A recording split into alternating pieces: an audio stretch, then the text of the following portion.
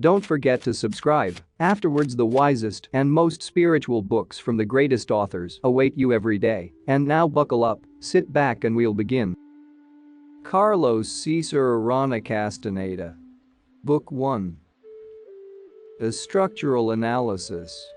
The following structural scheme, abstracted from the data on the states of non-ordinary reality presented in the foregoing part of this work, is conceived as an attempt to disclose the internal cohesion and the cogency of Don Juan's teachings. The structure, as I assess it, is composed of 4 concepts which are the main units. Man of knowledge. A man of knowledge had an ally had a rule, and the rule was corroborated by special consensus. These 4 units are in turn composed of a number of subsidiary ideas, thus the total structure comprises all the meaningful concepts that were presented until the time I discontinued the apprenticeship. In a sense, these units represent successive levels of analysis, each level modifying the preceding one. Because this conceptual structure is completely dependent on the meaning of all its units, the following clarification seems to be pertinent at this point. Throughout this entire work, meaning has been rendered as I understood it. The component concepts of Don Juan's knowledge as I have presented them here could not be the exact duplicate of what he said himself. In spite of all the effort I have put forth to render these concepts as faithfully as possible, their meaning has been deflected by my own attempts to classify them. The arrangement of the 4 main units of this structural scheme is, however, a logical sequence which appears to be free from the influence of extraneous classificatory devices of my own.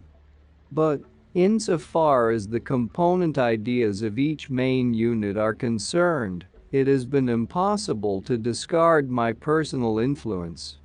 At certain points, extraneous classificatory items are necessary in order to render the phenomena understandable. And, if such a task was to be accomplished here, it had to be done by zigzagging back and forth from the alleged meanings and classificatory scheme of the teacher to the meanings and classificatory devices of the apprentice. The operative order. The first unit. Man of knowledge. At a very early stage of my apprenticeship, Don Juan made the statement that the goal of his teachings was to show how to become a man of knowledge. I used that statement as a point of departure. It is obvious that to become a man of knowledge was an operational goal. And it is also obvious that every part of Don Juan's orderly teachings was geared to fulfill that goal in one way or another. My line of reasoning here is that under the circumstances, man of knowledge, being an operational goal, must have been indispensable to explaining some operative order. Then, it is justifiable to conclude that, in order to understand that operative order, one has to understand its objective. Man of knowledge.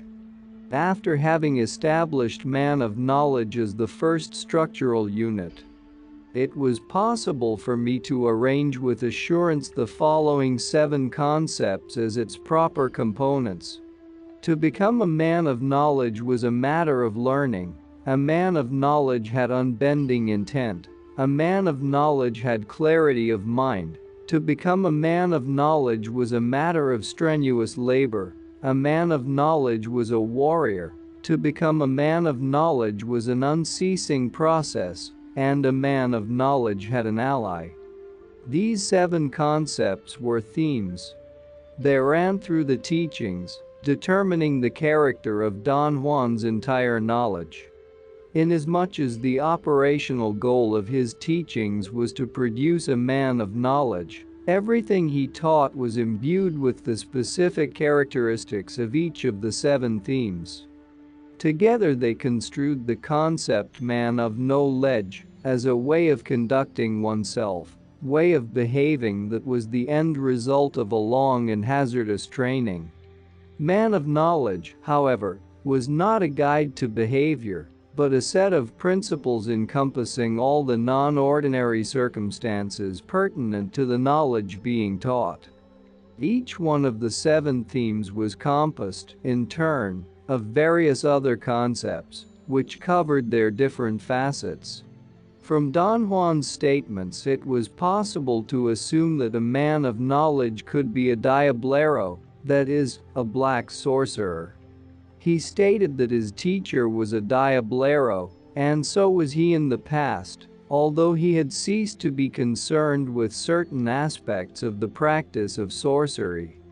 Since the goal of his teaching was to show how to become a man of knowledge, and since his knowledge consisted of being a diablero, there may have been an inherent connection between man of knowledge and diablero. Although Don Juan never used the 2 terms interchangeably, the likelihood that they were connected raised the possibility that man of knowledge, with its 7 themes and their component concepts, covered, theoretically, all the circumstances that might have arisen in the course of becoming a diablero. To become a man of knowledge was a matter of learning. The first theme made it implicit that learning was the only possible way of becoming a man of knowledge, and that in turn implied the act of making a resolute effort to achieve an end. To become a man of knowledge was the end result of a process, as opposed to an immediate acquisition through an act of grace or through bestowal by supernatural powers. The plausibility of learning how to become a man of knowledge warranted the existence of a system for teaching one how to accomplish it. The first theme had 3 components. There were no overt requirements for becoming a man of knowledge. There were some covert requirements. The decision as to who could learn to become a man of knowledge was made by an impersonal power. Apparently, there were no overt prerequisites that would have determined who was, or who was not, qualified to learn how to become a man of knowledge. Ideally, the task was open to anybody who wished to pursue it. Yet, in practice, such a stand was inconsistent with the fact that Don Juan as a teacher selected his apprentices. In fact, any teacher under the circumstances would have selected his apprentices by means of matching them against some covert prerequisites. The specific nature of these prerequisites was never formalized. Don Juan only insinuated that there were certain clues one had to bear in mind when viewing a prospective apprentice. The clues he alluded to were supposed to reveal whether or not the candidate had a certain disposition of character, which Don Juan called unbending intent. Nevertheless, the final decision in matters of who could learn to become a man of knowledge was left to an impersonal power that was known to Don Juan, but was outside his sphere of volition. The impersonal power was credited with pointing out the right person by allowing him to perform a deed of extraordinary nature, or by creating a set of peculiar circumstances around that person. Hence, there was never a conflict between the absence of overt prerequisites and the existence of undisclosed covert prerequisites. The man who was singled out in that manner became the apprentice. Don Juan called him the escogido, the one who was chosen. But to be an escogido meant more than to be a mere apprentice. An escogido, by the sheer act of being selected by a power, was considered already to be different from ordinary men. He was considered already to be the recipient of a minimum amount of power, which was supposed to be augmented by learning.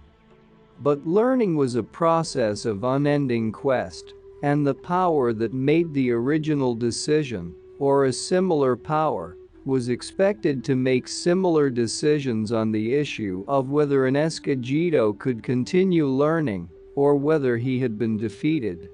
Those decisions were manifested through omens that occurred at any point of the teachings. In that respect, any peculiar circumstances surrounding an apprentice were considered to be such omens. A man of knowledge had unbending intent. The idea that a man of knowledge needed unbending intent referred to the exercise of volition. Having unbending intent meant having the will to execute a necessary procedure by maintaining oneself at all times rigidly within the boundaries of the knowledge being taught. A man of knowledge needed a rigid will in order to endure the obligatory quality that every act possessed when it was performed in the context of his knowledge. The obligatory quality of all the acts performed in such a context, and their being inflexible and predetermined, were no doubt unpleasant to any man, for which reason a modicum of unbending intent was sought as the only covert requirement needed by a prospective apprentice. Unbending intent was composed of frugality, soundness of judgment, and lack of freedom to innovate. A man of knowledge needed frugality because the majority of the obligatory acts dealt with instances or with elements that were either outside the boundaries of ordinary everyday life or were not customary in ordinary activity, and the man who had to act in accordance with them needed an extraordinary effort every time he took action. It was implicit that one could have been capable of such an extraordinary effort only by being frugal with any other activity that did not deal directly with such predetermined actions. Since all acts were predetermined and obligatory, a man of knowledge needed soundness of judgment. This concept did not imply common sense, but did imply the capacity to assess the circumstances surrounding any need to act. A guide for such an assessment was provided by bringing together, as rationales, all the parts of the teachings which were at one's command at the given moment in which any action had to be carried out. Thus, the guide was always changing as more parts were learned. Yet it always implied the conviction that any obligatory act one may have had to perform was, in fact, the most appropriate under the circumstances. Because all acts were pre-established and compulsory, having to carry them out meant lack of freedom to innovate. Don Juan's system of imparting knowledge was so well established that there was no possibility of altering it in any way. A man of knowledge had clarity of mind. Clarity of mind was the theme that provided a sense of direction. The fact that all acts were predetermined meant that one's orientation within the knowledge being taught was equally predetermined. As a consequence, clarity of mind supplied only a sense of direction. It reaffirmed continuously the validity of the course being taken through the component ideas of freedom to seek a path, knowledge of the specific purpose, and being fluid. It was believed that one had freedom to seek a path. Having the freedom to choose was not incongruous with the lack of freedom to innovate. These two ideas were not in opposition, nor did they interfere with each other. Freedom to seek a path referred to the liberty to choose among different possibilities of action, which were equally effective and usable. The criterion for choosing was the advantage of one possibility over others, based on one's preference. As a matter of fact, the freedom to choose a path imparted a sense of direction through the expression of personal inclinations. Another way to create a sense of direction was through the idea that there was a specific purpose for every action performed in the context of the knowledge being taught. Therefore, a man of knowledge needed clarity of mind in order to match his own specific reasons for acting with the specific purpose of every action. The knowledge of the specific purpose of every action was the guide he used to judge the circumstances surrounding any need to act. Another facet of clarity of mind was the idea that a man of knowledge, in order to reinforce the performance of his obligatory actions, needed to assemble all the resources that the teachings had placed at his command. This was the idea of being fluid.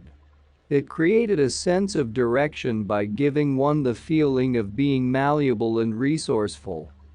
The compulsory quality of all acts would have imbued one with a sense of stiffness or sterility, had it not been for the idea that a man of knowledge needed to be fluid. To become a man of knowledge was a matter of strenuous labor. A man of knowledge had to possess or had to develop in the course of his training an all-around capacity for exertion. Don Juan stated that to become a man of knowledge was a matter of strenuous labor. Strenuous labor denoted a capacity to put forth dramatic exertion, to achieve efficacy, and to meet challenge. In the path of a man of knowledge drama was undoubtedly the outstanding single issue, and a special type of exertion was needed for responding to circumstances that required dramatic exploitation. That is to say, a man of knowledge needed dramatic exertion. Taking Don Juan's behavior as an example, at first glance, it may have seemed that his dramatic exertion was only his own idiosyncratic preference for histrionics. Yet his dramatic exertion was always much more than acting, it was rather a profound state of belief. He imparted through dramatic exertion the peculiar quality of finality to all the acts he performed. As a consequence, then, his acts were set on a stage in which death was one of the main protagonists. It was implicit that death was a real possibility in the course of learning, because of the inherently dangerous nature of the items with which a man of knowledge dealt. Then, it was logical that the dramatic exertion created by the conviction that death was a ubiquitous player was more than histrionics. Exertion entailed not only drama, but also the need of efficacy. Exertion had to be effective, it had to possess the quality of being properly channeled, of being suitable. The idea of impending death created not only the drama needed for overall emphasis, but also the conviction that every action involved a struggle for survival, the conviction that annihilation would result if one's exertion did not meet the requirement of being efficacious. Exertion also entailed the idea of challenge, that is, the act of testing whether, and proving that, one was capable of performing a proper act within the rigorous boundaries of the knowledge being taught. A man of knowledge was a warrior. The existence of a man of knowledge was an unceasing struggle, and the idea that he was a warrior, leading a warrior's life, provided one with the means for achieving emotional stability. The idea of a man at war encompassed four concepts. A man of knowledge had to have respect, he had to have fear, he had to be wide awake, he had to be self-confident. Hence, to be a warrior was a form of self-discipline which emphasized individual accomplishment, yet it was a stand in which personal interests were reduced to a minimum, as in most instances personal interest was incompatible with the rigor needed to perform any predetermined, obligatory act. A man of knowledge in his role of warrior was obligated to have an attitude of deferential regard for the items with which he dealt. He had to imbue everything related to his knowledge with profound respect, in order to place everything in a meaningful perspective. Having respect was equivalent to having assessed one's insignificant resources when facing the unknown. If one remained in that frame of thought, the idea of respect was logically extended to include oneself, for one was as unknown as the unknown itself. The exercise of so sobering a feeling of respect transformed the apprenticeship of this specific knowledge, which may otherwise have appeared to be absurd, into a very rational alternative. Another necessity of a warrior's life was the need to experience and carefully to evaluate the sensation of fear. The ideal was that, in spite of fear, one had to proceed with the course of one's acts. Fear was supposed to be conquered, and there was an alleged time in the life of a man of knowledge when it was vanquished. But first one had to be conscious of being afraid and duly to evaluate that sensation. Don Juan asserted that one was capable of conquering fear only by facing it. As a warrior, a man of knowledge also needed to be wide awake.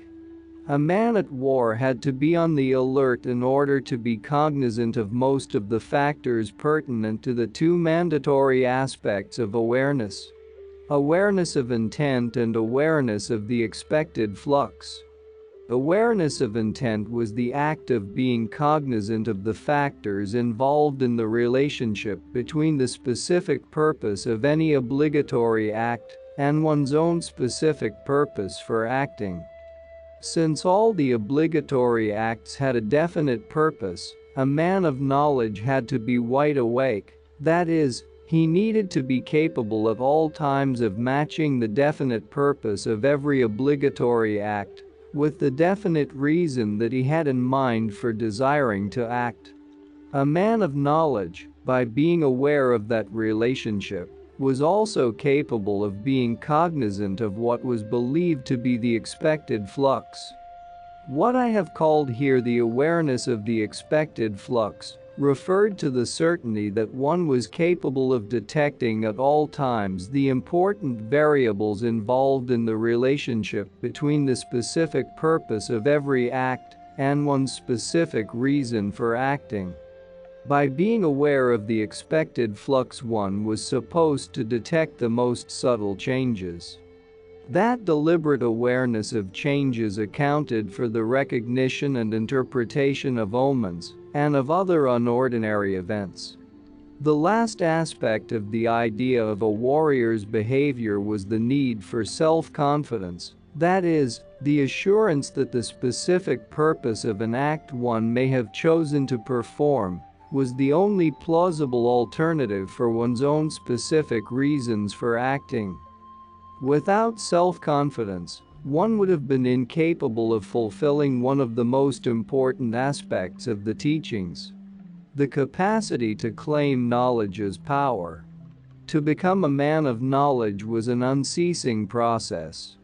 Being a man of knowledge was not a condition entailing permanency. There was never the certainty that, by carrying out the predetermined steps of the knowledge being taught, one would become a man of knowledge.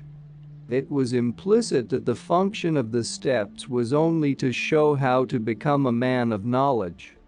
Thus, becoming a man of knowledge was a task that could not be fully achieved. Rather, it was an unceasing process comprising the idea that one had to renew the quest of becoming a man of knowledge, the idea of one's impermanent, and the idea that one had to follow the path with heart.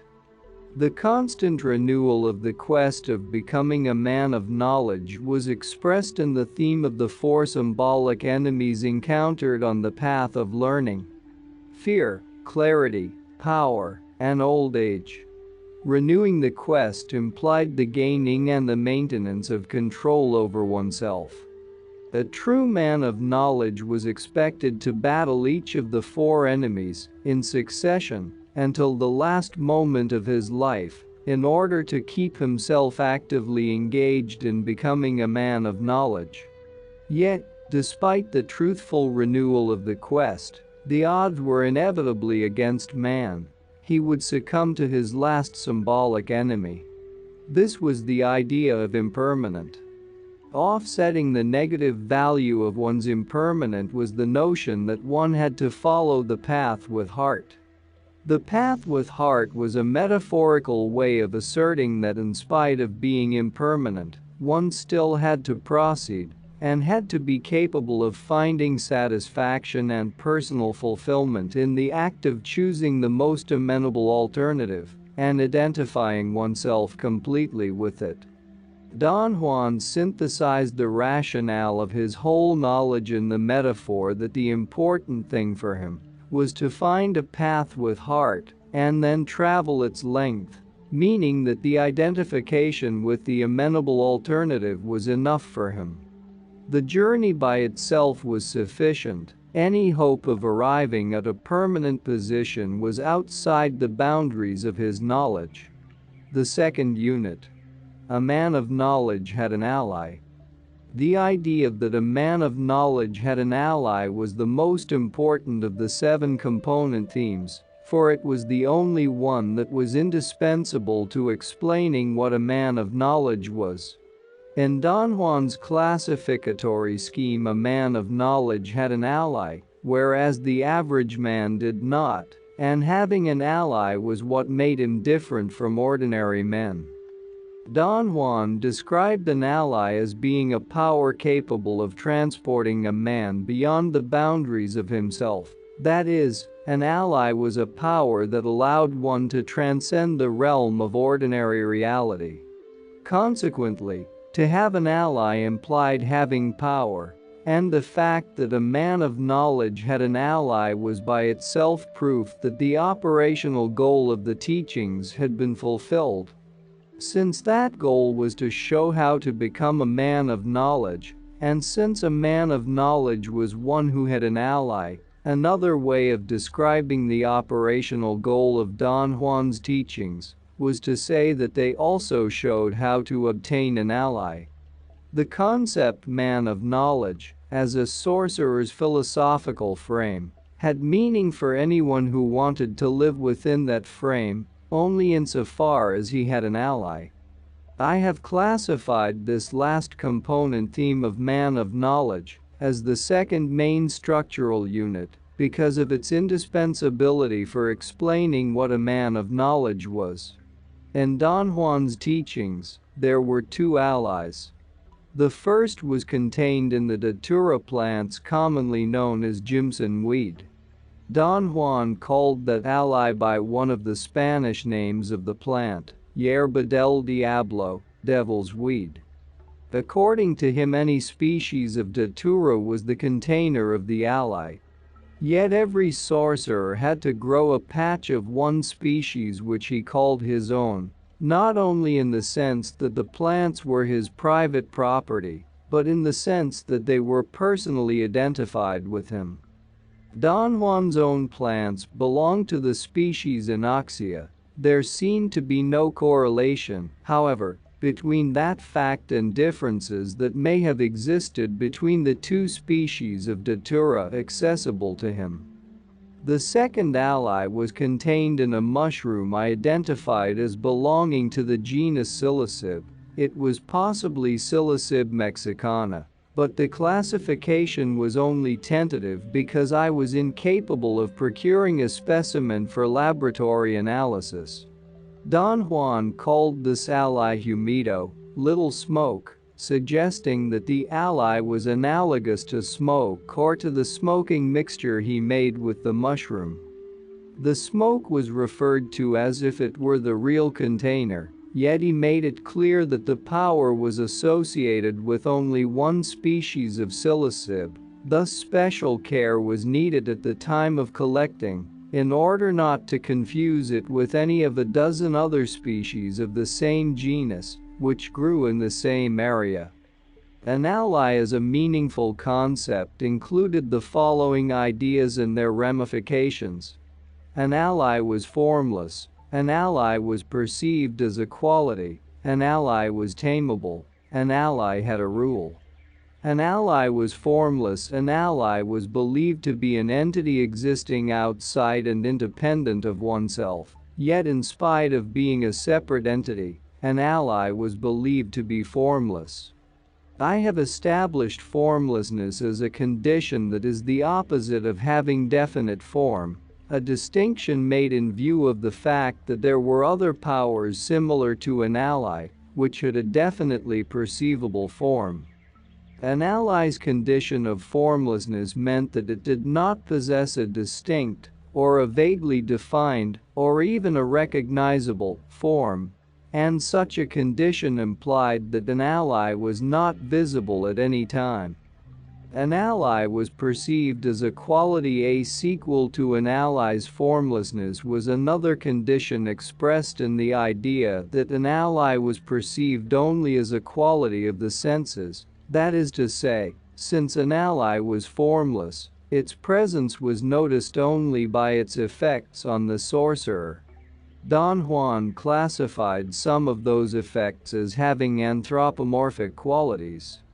He depicted an ally as having the character of a human being, thus implying that an individual sorcerer was in the position of choosing the most suitable ally by matching his own character with an ally's alleged anthropomorphic characteristics.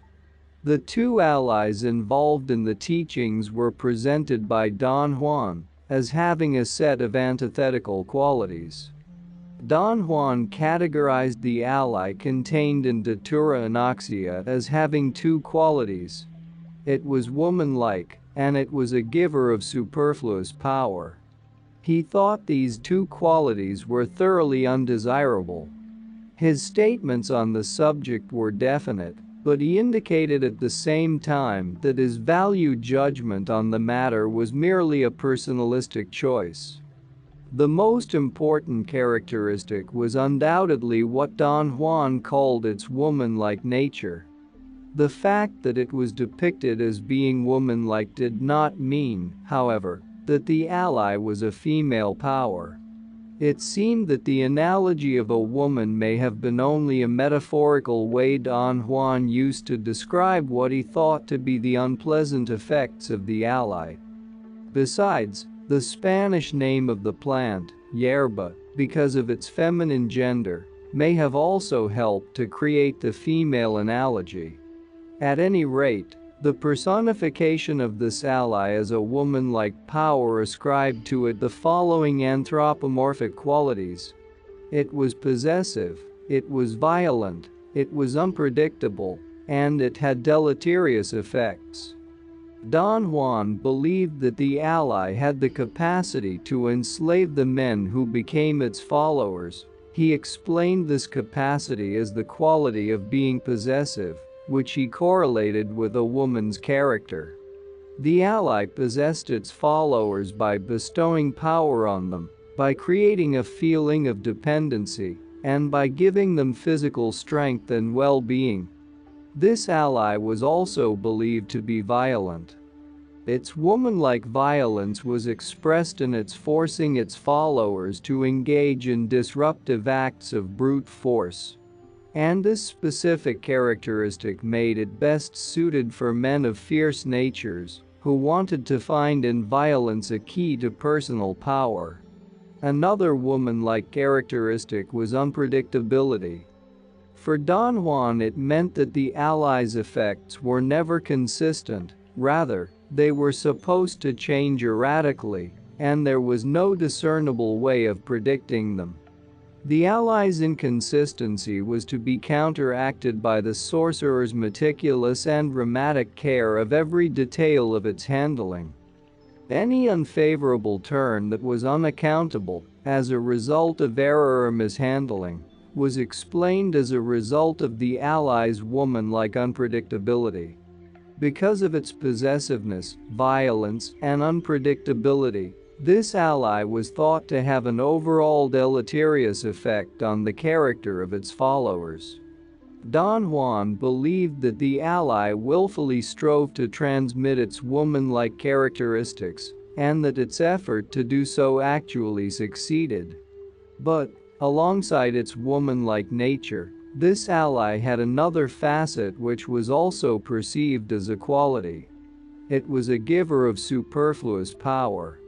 Don Juan was very emphatic on this point, and he stressed that as a generous giver of power, the ally was unsurpassable. It was purported to furnish its followers with physical strength, a feeling of audacity, and the prowess to perform extraordinary deeds. In Don Juan's judgment, however, so exorbitant a power was superfluous. He stated that, for himself at least, there was no need of it anymore. Nevertheless, he presented it as a strong incentive for a prospective man of knowledge, should the latter have a natural inclination to seek power. Don Juan's idiosyncratic point of view was that the ally contained in Psilocybin mexicana, on the other hand, had the most adequate and most valuable characteristics. It was male-like, and it was a giver of ecstasy. He depicted this ally as being the antithesis of the one contained in datura plants. He considered it to be male-like, manly. Its condition of masculinity seemed to be analogous to the female-like condition of the other ally, that is, it was not a male power, but Don Juan classified its effects in terms of what he considered to be manly behavior. In this instance, too, the masculine gender of the Spanish word humido may have suggested the analogy to a male power. The anthropomorphic qualities of this ally which Don Juan judged to be proper to a man were the following.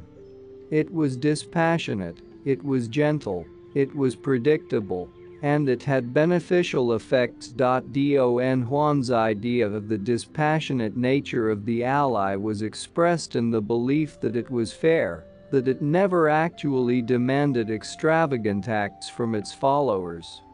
It never made men its slaves, because it did not bestow easy power on them.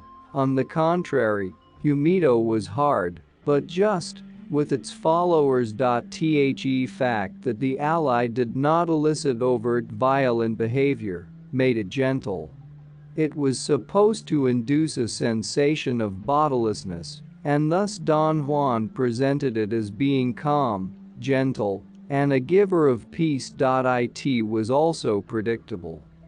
Don Juan described its effects on all its individual followers, and in the successive experiences of any single man as being constant. In other words, its effects did not vary, or, if they did, they were so similar that they were counted as being the same. As a consequence of being dispassionate, gentle, and predictable, this ally was thought to have another manly characteristic: a beneficial effect on the character of its followers. Humido's manliness was supposed to create a very rare condition of emotional stability in them. Don Juan believed that under the ally's guidance, one would temper one's heart and acquire balance. A corollary of all the ally's manly characteristics was believed to be a capacity to give ecstasy. This other facet of its nature was perceived also as a quality. Humido was credited with removing the body of its followers, thus allowing them to execute specialized forms of activity pertinent to a state of bodilessness. And Don Juan maintained that those specialized forms of activity led unavoidably to a condition of ecstasy. The ally contained in the psilocybin was said to be ideal for men whose natures predisposed them to seek contemplation. An ally was tameable. The idea that an ally was tameable implied that as a power it had the potential of being used. Don Juan explained it as an ally's innate capacity of being utilizable. After a sorcerer had tamed an ally, he was thought to be in command of its specialized power, which meant that he could manipulate it to his own advantage. An ally's capacity of being tamed was counterposed to the incapacity of other powers, which were similar to an ally, except that they did not yield to being manipulated. The manipulation of an ally had two aspects. An ally was a vehicle. An ally was a helper. An ally was a vehicle in the sense that it served to transport a sorcerer into the realm of non-ordinary reality. Insofar as my personal knowledge was concerned, the allies both served as vehicles, although the function had different implications for each of them.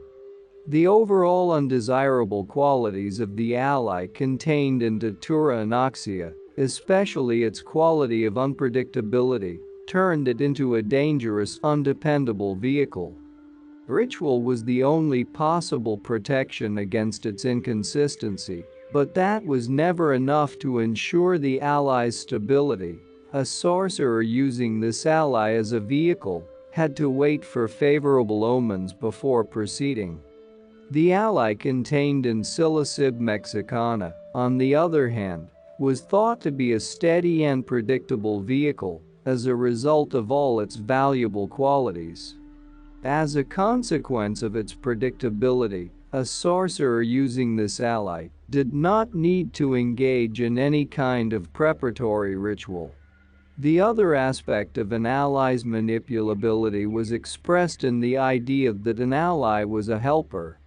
To be a helper meant that an ally, after serving a sorcerer as a vehicle, was again usable as an aid or a guide to assist him in achieving whatever goal he had in mind, in going into the realm of non-ordinary reality. In their capacity as helpers, the two allies had different, unique properties. The complexity and the applicability of these properties increased as one advanced on the learning path. But, in general terms, the ally contained in Datura Anoxia was believed to be an extraordinary helper, and this capacity was thought to be a corollary of its facility to give superfluous power. The ally contained in Psilocybin mexicana, however, was considered to be an even more extraordinary helper. Don Juan thought it was matchless in the function of being a helper, which he regarded as an extension of its overall valuable qualities. The third unit, an ally, had a rule alone among the components of the concept ally. The idea that an ally had a rule was indispensable for explaining what an ally was. Because of that indispensability, I have placed it as the third main unit in this structural scheme. The rule, which Don Juan called also the law, was the rigid organizing concept regulating all the actions that had to be executed and the behavior that had to be observed throughout the process of handling an ally. The rule was transmitted verbally from teacher to apprentice, ideally without alteration, through the sustained interaction between them. The rule was thus more than a body of regulations, it was, rather, a series of outlines of activity governing the course to be followed in the process of manipulating an ally. Undoubtedly, many elements would have fulfilled Don Juan's definition of an ally as a power capable of transporting a man beyond the boundaries of himself. Anyone accepting that definition could reasonably have conceived that anything possessing such a capability would be an ally. And logically, even bodily conditions produced by hunger, fatigue, illness, and the like could have served as allies, for they might have possessed the capacity of transporting a man beyond the realm of ordinary reality. But the idea that an ally had a rule eliminated all these possibilities. An ally was a power that had a rule. All the other possibilities could not be considered as allies because they had no rule. As a concept, the rule comprehended the following ideas and their various components. The rule was inflexible, the rule was non-cumulative, the rule was corroborated in ordinary reality, the rule was corroborated in non-ordinary reality, and the rule was corroborated by special consensus. The rule was inflexible, the outlines of activity forming the body of the rule were unavoidable steps that one had to follow in order to achieve the operational goal of the teachings. This compulsory quality of the rule was rendered in the idea that it was inflexible. The inflexibility of the rule was intimately related to the idea of efficacy. Dramatic exertion created an incessant battle for survival, and under those conditions only the most effective act that one could perform would ensure one's survival.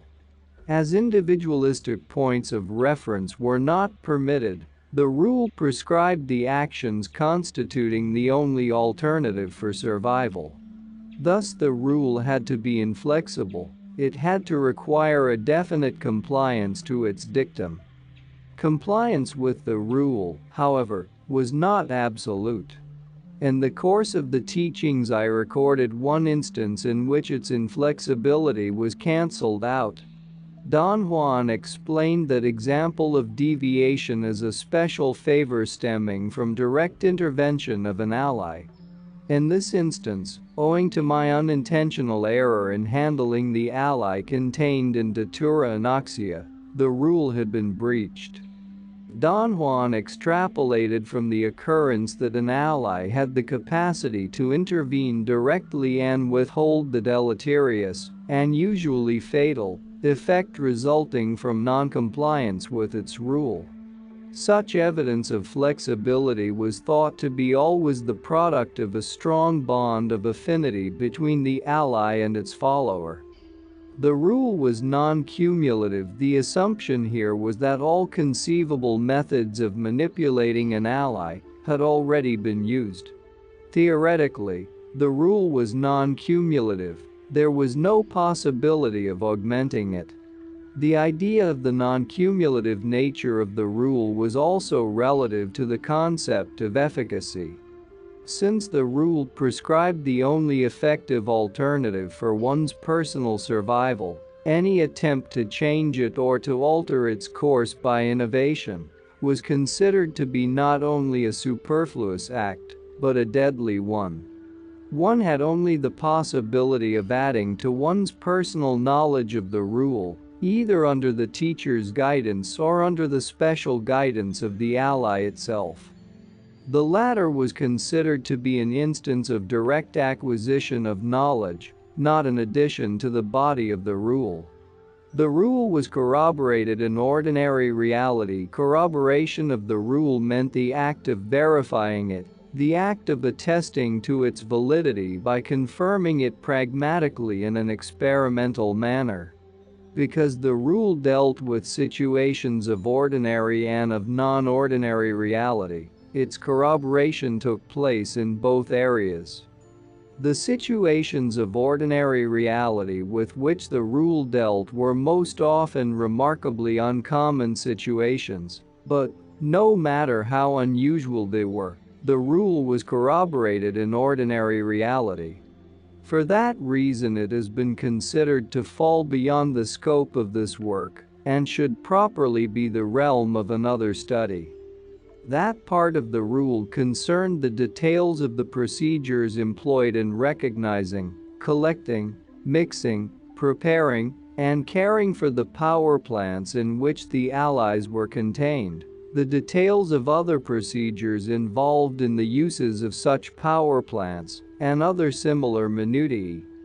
The rule was corroborated in non-ordinary reality. The rule was also corroborated in non-ordinary reality, and the corroboration was carried out in the same pragmatic experimental manner of validation as would have been employed in situations of ordinary reality. The idea of a pragmatic corroboration involved two concepts: meetings with the ally, which I have called the states of non-ordinary reality, and the specific purposes of the rule. The states of non-ordinary reality. The two plants in which the allies were contained, when used in conformity with the allies' respective rules, produced states of peculiar perception which Don Juan classified as meetings with the ally. He placed extraordinary emphasis on eliciting them, an emphasis summed up in the idea that one had to meet with the ally as many times as possible in order to verify its rule in a pragmatic experimental manner. The assumption was that the proportion of the rule that was likely to be verified was in direct correlation with the number of times one met with the ally. The exclusive method of inducing a meeting with the ally was, naturally, through the appropriate use of the plant in which the ally was contained.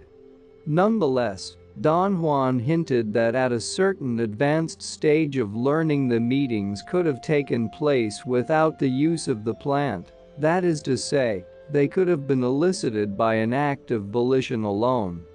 I have called the meetings with the ally states of non-ordinary reality.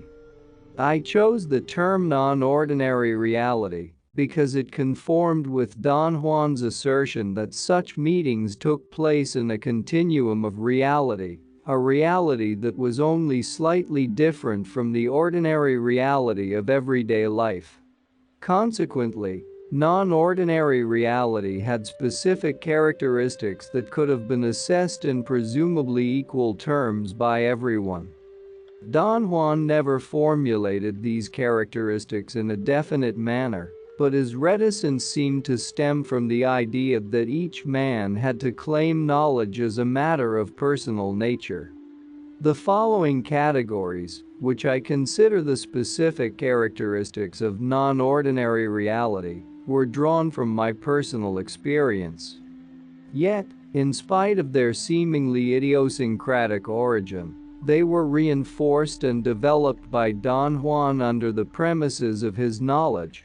He conducted his teachings as if these characteristics were inherent in non-ordinary reality.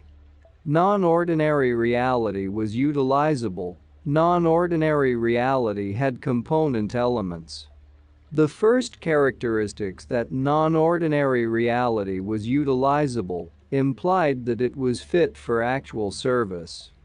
Don Juan explained time and time again that the encompassing concern of his knowledge was the pursuit of practical results, and that such a pursuit was pertinent in ordinary as well as in non-ordinary reality. He maintained that in his knowledge there were the means of putting non-ordinary reality into service, in the same way as ordinary reality. According to that assertion, the states induced by the allies were elicited with the deliberate intention of being used.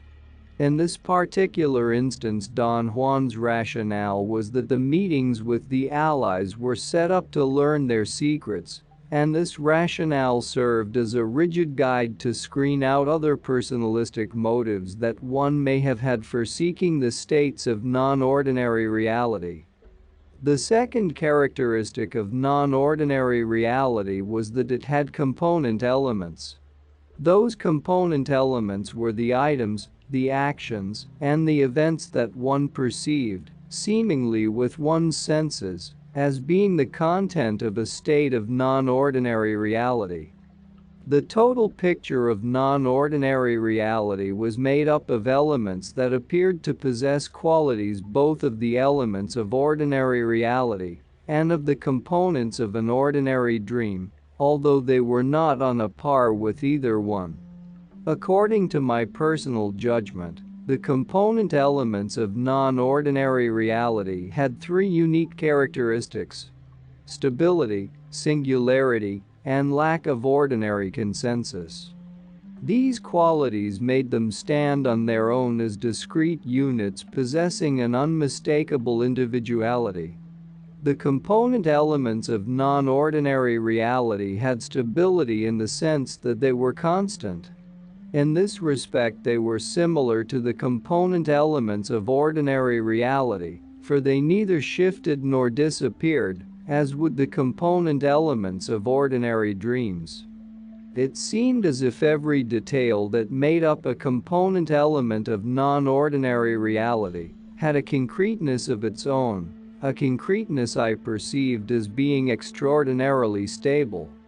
The stability was so pronounced that it allowed me to establish the criterion that, in non-ordinary reality, one always possessed a capacity to come to a halt in order to examine any of the component elements for what appeared to be an indefinite length of time. The application of this criterion permitted me to differentiate the states of non-ordinary reality used by Don Juan from other states of peculiar perception, which may have appeared to be non-ordinary reality, but which did not yield to this criterion. The second exclusive characteristic of the component elements of non-ordinary reality, their singularity, meant that every detail of the component elements was a single, individual item. It seemed as if each detail was isolated from others, or as if details appeared one at a time. The singularity of the component elements seemed further to create a unique necessity, which may have been common to everybody. The imperative need, the urge, to amalgamate all isolated details into a total scene, a total composite. Don Juan was obviously aware of that need and used it on every possible occasion.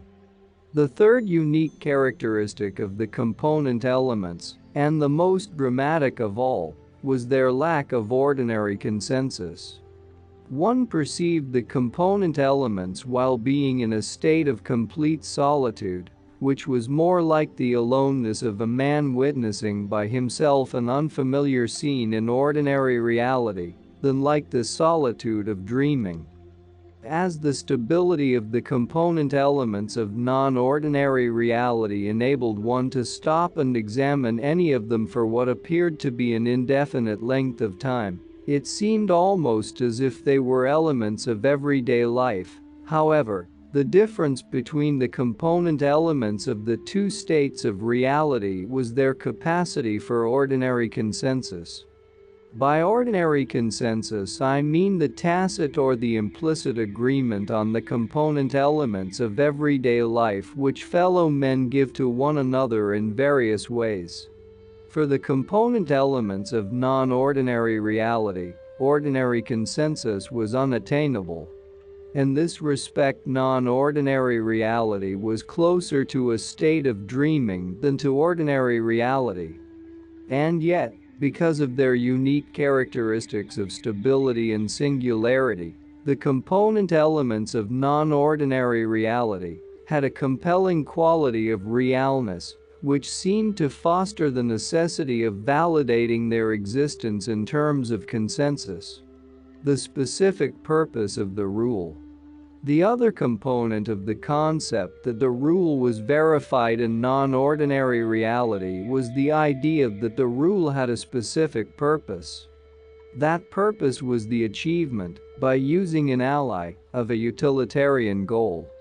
In the context of Don Juan's teachings, it was assumed that the rule was learned by corroborating it in ordinary and non-ordinary reality. The decisive facet of the teachings was, however, corroboration of the rule in the states of non-ordinary reality, and what was corroborated in the actions and elements perceived in non-ordinary reality was the specific purpose of the rule.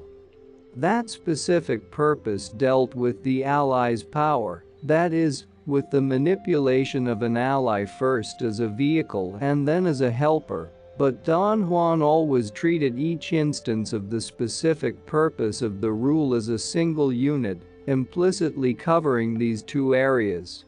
Because the specific purpose referred to the manipulation of the ally's power, it had an inseparable sequel: the manipulatory techniques. The manipulatory techniques were the actual procedures, the actual operations, undertaken in each instance involving the manipulation of an ally's power. The idea that an ally was manipulatable warranted its usefulness in the achievement of pragmatic goals, and the manipulatory techniques were the procedures that supposedly rendered the ally usable. Specific purpose and manipulatory techniques formed a single unit which a sorcerer had to know exactly in order to command his ally with efficacy. Don Juan's teachings included the following specific purposes of the two allies' rules. I have arranged them here in the same order in which he presented them to me. The first specific purpose that was verified in non-ordinary reality was testing with the ally contained in Datura Anoxia.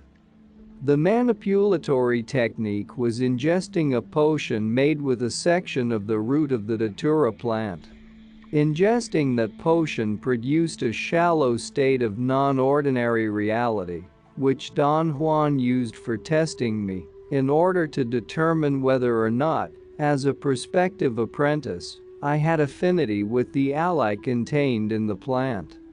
The potion was supposed to produce either a sensation of unspecified physical well-being or a feeling of great discomfort, effects that Don Juan judged to be, respectively, a sign of affinity or of the lack of it. The second specific purpose was divination.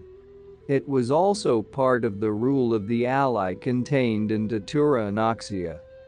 Don Juan considered divination to be a form of specialized movement, on the assumption that a sorcerer was transported by the ally to a particular compartment of non-ordinary reality, where he was capable of divining events that were otherwise unknown to him.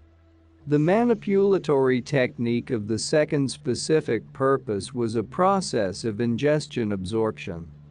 A potion made with datura root was ingested, and an unguent made with datura seeds was rubbed on the temporal and frontal areas of the head. I had used the term ingestion absorption because ingestion might have been aided by skin absorption in producing a state of non-ordinary reality, or skin absorption might have been aided by ingestion.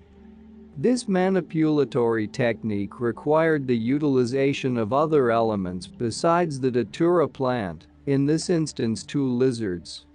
They were supposed to serve the sorcerer as instruments of movement, meaning here the peculiar perception of being in a particular realm in which one was capable of hearing a lizard talk, and then of visualizing whatever it had said. Don Juan explained such phenomena as the lizards answering the questions that had been posed for divination. The third specific purpose of the rule of the ally contained in the datura plants dealt with another specialized form of movement, bodily flight. As Don Juan explained, a sorcerer using this ally was capable of flying bodily over enormous distances. The bodily flight was the sorcerer's capacity to move through non-ordinary reality and then to return at will to ordinary reality. The manipulatory technique of the third specific purpose was also a process of ingestion absorption. A potion made with datura root was ingested, and an unguent made with datura seeds was rubbed on the soles of the feet, on the inner part of both legs, and on the genitals. The third specific purpose was not corroborated in depth. Don Juan implied that he had not disclosed other aspects of the manipulatory technique, which would permit a sorcerer to acquire a sense of direction while moving. The fourth specific purpose of the rule was testing, the ally being contained in Psilocybin mexicana. The testing was not intended to determine affinity or lack of affinity with the ally, but rather to be an unavoidable first trial, or the first meeting with the ally. The manipulatory technique for the fourth specific purpose utilized a smoking mixture made of dried mushrooms, mixed with different parts of 5 other plants, none of which was known to have hallucinogenic properties. The rule placed the emphasis on the act of inhaling the smoke from the mixture. The teacher thus used the word humido, little smoke, to refer to the ally contained in it. But I have called this process ingestion inhalation because it was a combination of ingesting first and then of inhaling. The mushrooms, because of their softness, dried into a very fine dust which was rather difficult to burn. The other ingredients turned into shreds upon drying. These shreds were incinerated in the pipe bowl, while the mushroom powder, which did not burn so easily, was drawn into the mouth and ingested. Logically, the quantity of dried mushrooms ingested was larger than the quantity of shreds burned and inhaled. The effects of the first state of non-ordinary reality elicited by psilocybin mexicana gave rise to Don Juan's brief discussion of the fifth specific purpose of the rule. It was concerned with movement, moving with the help of the ally contained in psilocybin mexicana into and through inanimate objects, or into and through animate beings. The complete manipulatory technique may have included hypnotic suggestion besides the process of ingestion inhalation. Because Don Juan presented this specific purpose only as a brief discussion which was not further verified, it was impossible for me to assess correctly any of its aspects.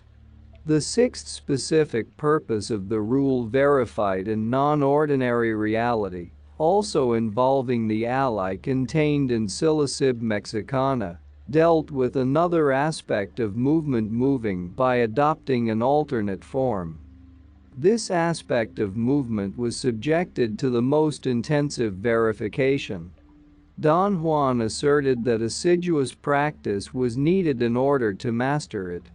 He maintained that the ally contained in psilocybin mexicana had the inherent capacity to cause the sorcerer's body to disappear, thus the idea of adopting an alternate form was a logical possibility for achieving movement under the conditions of bodilessness. Another logical possibility for achieving movement was, naturally, moving through objects and beings, which Don Juan had discussed briefly. The manipulatory technique of the sixth specific purpose of the rule included not only ingestion inhalation, but also, according to all indications, hypnotic suggestion. Don Juan had put forth such a suggestion during the transitional stages into non-ordinary reality, and also during the early part of the states of non-ordinary reality.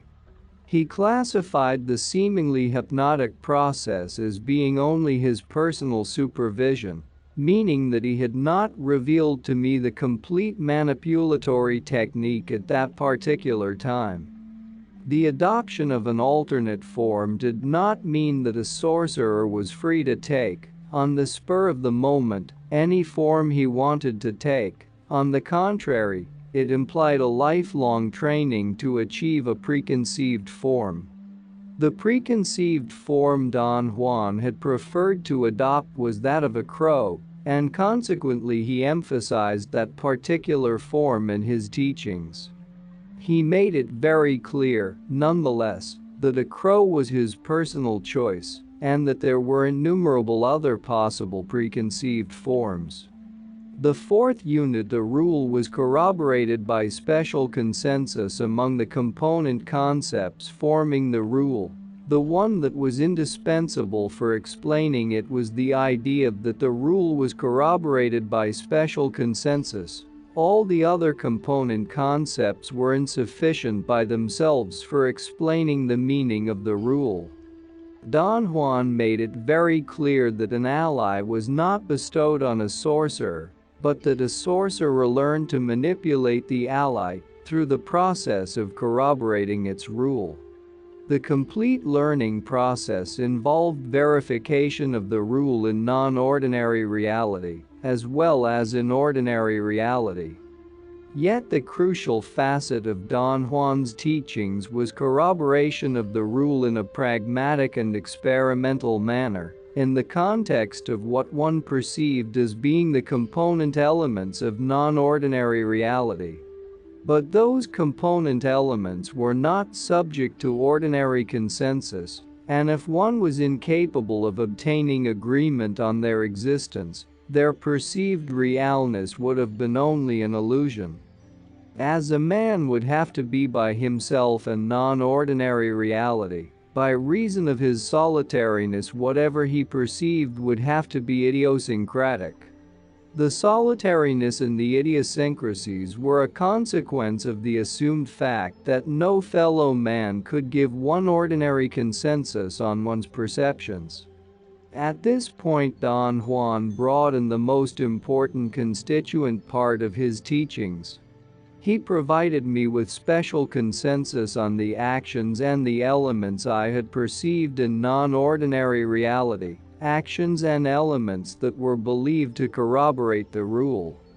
In Don Juan's teachings, special consensus meant tacit or implicit agreement on the component elements of non-ordinary reality, which he, in his capacity as teacher, gave me as the apprentice of his knowledge. This special consensus was not in any way fraudulent or spurious, such as the one two persons might give each other in describing the component elements of their individual dreams. The special consensus Don Juan supplied was systematic, and to provide it he may have needed the totality of his knowledge. With the acquisition of systematic consensus, the actions and the elements perceived in non-ordinary reality became consensually real, which meant, in Don Juan's classificatory scheme, that the rule of the ally had been corroborated. The rule had meaning as a concept, then, only inasmuch as it was subject to special consensus, for without special agreement about its corroboration, the rule would have been a purely idiosyncratic construct. Because of its indispensability for explaining the rule, I have made the idea that the rule was corroborated by special consensus the fourth main unit of this structural scheme. This unit, because it was basically the interplay between two individuals, was composed of the benefactor, or the guide into the knowledge being taught, the agent who supplied special consensus, the apprentice, or the subject for whom special consensus was provided. Failure or success in achieving the operational goal of the teachings rested on this unit. Thus, special consensus was the precarious culmination of the following process. A sorcerer had a distinctive feature, possession of an ally, which differentiated him from ordinary men. An ally was a power that had the special property of having a rule. And the unique characteristic of the rule was its corroboration in non-ordinary reality by means of special consensus. The benefactor was the agent without whom the corroboration of the rule would have been impossible. In order to provide special consensus, he performed the two tasks of preparing the background for special consensus on the corroboration of the rule and guiding special consensus. Preparing special consensus, the benefactor's first task was to set the background necessary for bringing forth special consensus on corroboration of the rule. As my teacher, Don Juan made me experience other states of non-ordinary reality, which he explained as being quite apart from those elicited to corroborate the rule of the allies, participate with him in certain special states of ordinary reality, which he seemed to have produced himself, and recapitulate each experience in detail. Don Juan's task of preparing special consensus consisted of strengthening and confirming the corroboration of the rule by giving special consensus on the component elements of these new states of non-ordinary reality, and on the component elements of the special states of ordinary reality. The other states of non-ordinary reality which Don Juan made me experience were induced by the ingestion of the cactus Lophophora williamsii, commonly known as payet. Usually the top part of the cactus was cut off and stored until it had dried, and then it was chewed and ingested, but under special circumstances the top part was ingested while it was fresh. Ingestion, however, was not the only way to experience a state of non-ordinary reality with Lophophora williamsii. Don Juan suggested that spontaneous states of non-ordinary reality occurred under unique conditions, and he categorized them as gifts from or bestowals by the power contained in the plant. Non-ordinary reality induced by Lophophora williamsii had three distinctive features. It was believed to be produced by an entity called mescalito. It was utilizable, and it had component elements. Mescalito was purported to be a unique power, similar to an ally in the sense that it allowed one to transcend the boundaries of ordinary reality, but also quite different from an ally. Like an ally, mescalito was contained in a definite plant, the cactus Lophophora williamsii. But unlike an ally, which was merely contained in a plant, mescalito and this plant in which it was contained were the same. The plant was the center of overt manifestations of respect, the recipient of profound veneration. Don Juan firmly believed that under certain conditions, such as a state of profound acquiescence to mescalito, the simple act of being contiguous to the cactus would induce a state of non-ordinary reality. But mescalito did not have a rule, and for that reason it was not an ally, even though it was capable of transporting a man outside the boundaries of ordinary reality. Not having a rule not only barred mescalito from being used as an ally, for without a rule it could not conceivably be manipulated, but also made it a power remarkably different from an ally.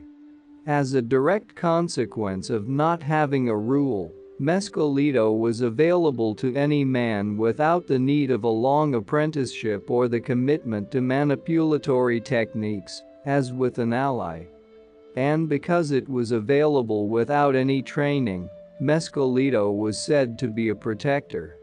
To be a protector meant that it was accessible to anyone. Yet mescalito as a protector was not accessible to every man, and with some individuals it was not compatible. According to Don Juan, such incompatibility was caused by the discrepancy between mescalito's unbending morality and the individual's own questionable character. Mescalito was also a teacher.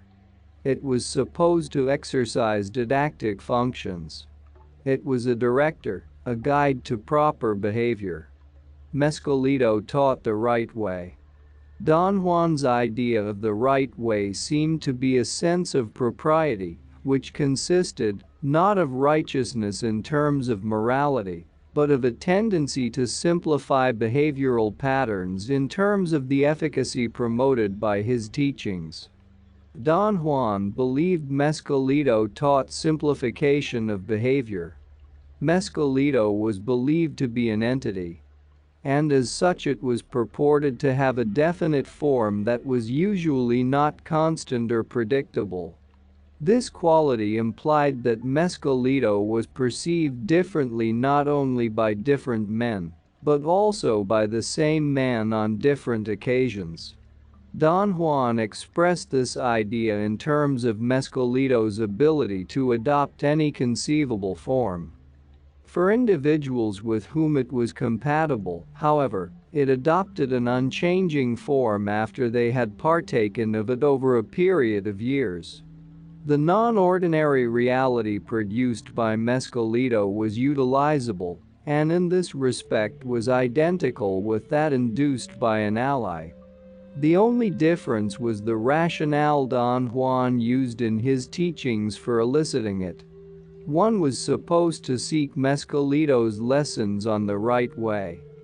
The non-ordinary reality produced by mescalito also had component elements, and here again the states of non-ordinary reality induced by mescalito and by an ally were identical. In both, the characteristics of the component elements were stability, singularity, and lack of consensus. The other procedure Don Juan used to prepare the background for special consensus was to make me the co-participant in special states of ordinary reality. A special state of ordinary reality was a situation that could be described in terms of the properties of everyday life, except that it might have been impossible to obtain ordinary consensus on its component elements. Don Juan prepared the background for the special consensus on the corroboration of the rule by giving special consensus on the component elements of the special states of ordinary reality. These component elements were elements of everyday life whose existence could be confirmed only by Don Juan through special agreement. This was a supposition on my part, because as co-participant in the special state of ordinary reality, I believed that only Don Juan, as the other co-participant, would know which component elements made up the special state of ordinary reality. In my own personal judgment, the special states of ordinary reality were produced by Don Juan, although he never claimed to have done so. It seemed that he produced them through a skillful manipulation of hints and suggestions to guide my behavior. I have called that process the manipulation of cues. It had two aspects: cueing about the environment and cueing about behavior. During the course of the teachings, Don Juan made me experience two such states. He may have produced the first through the process of cueing about the environment. Don Juan's rationale for producing it was that I needed a test to prove my good intentions, and only after he had given me special consensus on its component elements did he consent to begin his teachings. By cueing about the environment, I meant that Don Juan led me into a special state of ordinary reality by isolating, through subtle suggestions, component elements of ordinary reality, which were part of the immediate physical surroundings. Elements isolated in such a manner created in this instance a specific visual perception of color, which Don Juan tacitly verified. The second state of ordinary reality may have been produced by the process of cueing about behavior. Don Juan, through close association with me and through the exercise of a consistent way of behaving, had succeeded in creating an image of himself, an image that served me as an essential pattern by which I could recognize him. Then, by performing certain specific choice responses, which were irreconcilable with the image he had created, Don Juan was capable of distorting this essential pattern of recognition. The distortion may in turn have changed the normal configuration of elements associated with the pattern into a new and incongruous pattern, which could not be subjected to ordinary consensus. Don Juan, as the co-participant of that special state of ordinary reality, was the only person who knew which the component elements were, and thus he was the only person who could give me agreement on their existence. Don Juan set up the second special state of ordinary reality also as a test, as a sort of recapitulation of his teachings.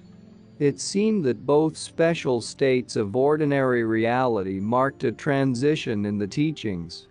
They seemed to be points of articulation. And the second state may have marked my entrance into a new stage of learning, characterized by more direct co-participation between teacher and apprentice, for purposes of arriving at special consensus. The third procedure that Don Juan employed to prepare special consensus was to make me render a detailed account of what I had experienced as an aftermath of each state of non-ordinary reality and each special state of ordinary reality, and then to stress certain choice units which he isolated from the content of my account. The essential factor was directing the outcome of the states of non-ordinary reality, and my implicit assumption here was that the characteristics of the component elements of non-ordinary reality, stability, singularity, and lack of ordinary consensus, were inherent in them and were not the result of Don Juan's guidance. This assumption was based on the observation that the component elements of the first state of non-ordinary reality I underwent possessed the same three characteristics, and yet Don Juan had hardly begun his directing. Assuming, then, that these characteristics were inherent in the component elements of non-ordinary reality in general, Don Juan's task consisted of utilizing them as the basis for directing the outcome of each state of non-ordinary reality, elicited by Datura Anoxia, Psilocybes mexicana, and Lophophora williamsii. The detailed account that Don Juan made me render as the aftermath of each state of non-ordinary reality was a recapitulation of the experience. It entailed a meticulous verbal rendition of what I had perceived during the course of each state. A recapitulation had two facets: the recollection of events and the description of perceived component elements. The recollection of events was concerned with the incidents I had seemingly perceived during the course of the experience I was narrating. That is, the events that seemed to have happened and the actions I seemed to have performed. The description of the perceived component elements was my account of the specific form, and the specific detail of the component elements I seemed to have perceived. From each recapitulation of the experience, Don Juan selected certain units by means of the processes of attaching importance to certain appropriate areas of my account and denying all importance to other areas of my account.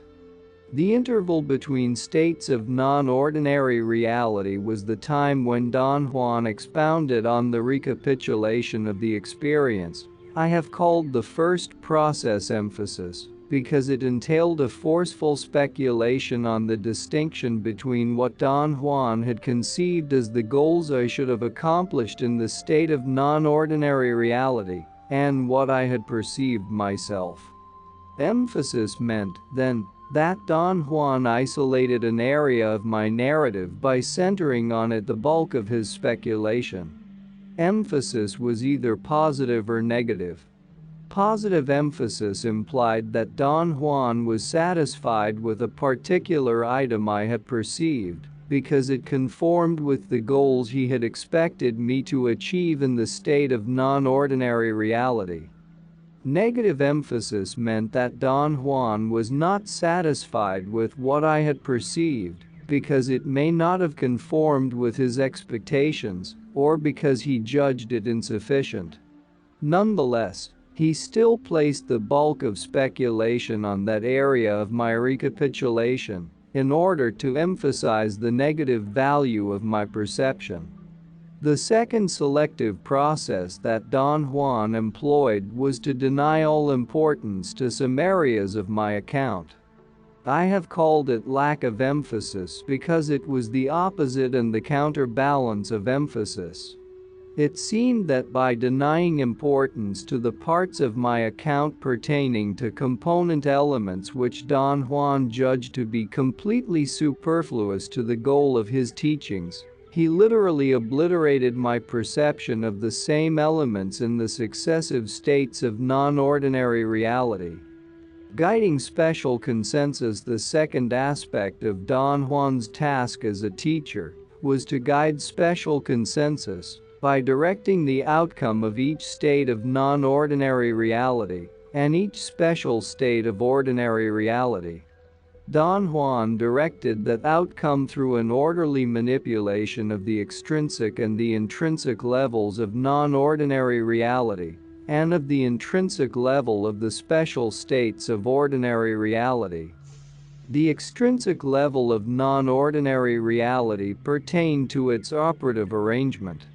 It involved the mechanics, the steps leading into non-ordinary reality proper. The extrinsic level had three discernible aspects: the preparatory period, the transitional stages, and the teacher's supervision. The preparatory period was the time that elapsed between one state of non-ordinary reality and the next. Don Juan used it to give me direct instructions and to develop the general course of his teachings.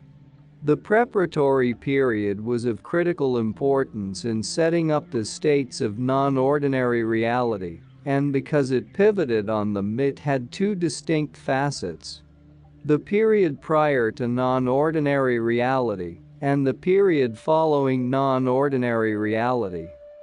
The period prior to non-ordinary reality was a relatively short interval of time, 24 hours at the most.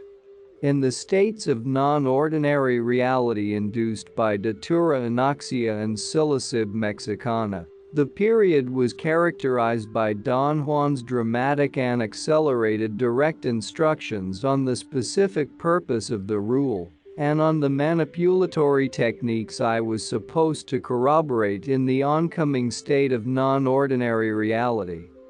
With Lafafora Williamsi, the period was essentially a time of ritual behavior, since Mescalito had no rule. The period following non-ordinary reality, on the other hand, was a long span of time, usually lasting for months. It allowed time for Don Juan's discussion and clarification of the events that had taken place during the preceding state of non-ordinary reality.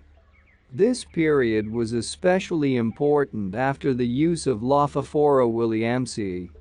Because Mescalito did not have a rule, the goal pursued in non-ordinary reality was the verification of Mescalito's characteristics. Don Juan delineated those characteristics during the long interval following each state of non-ordinary reality.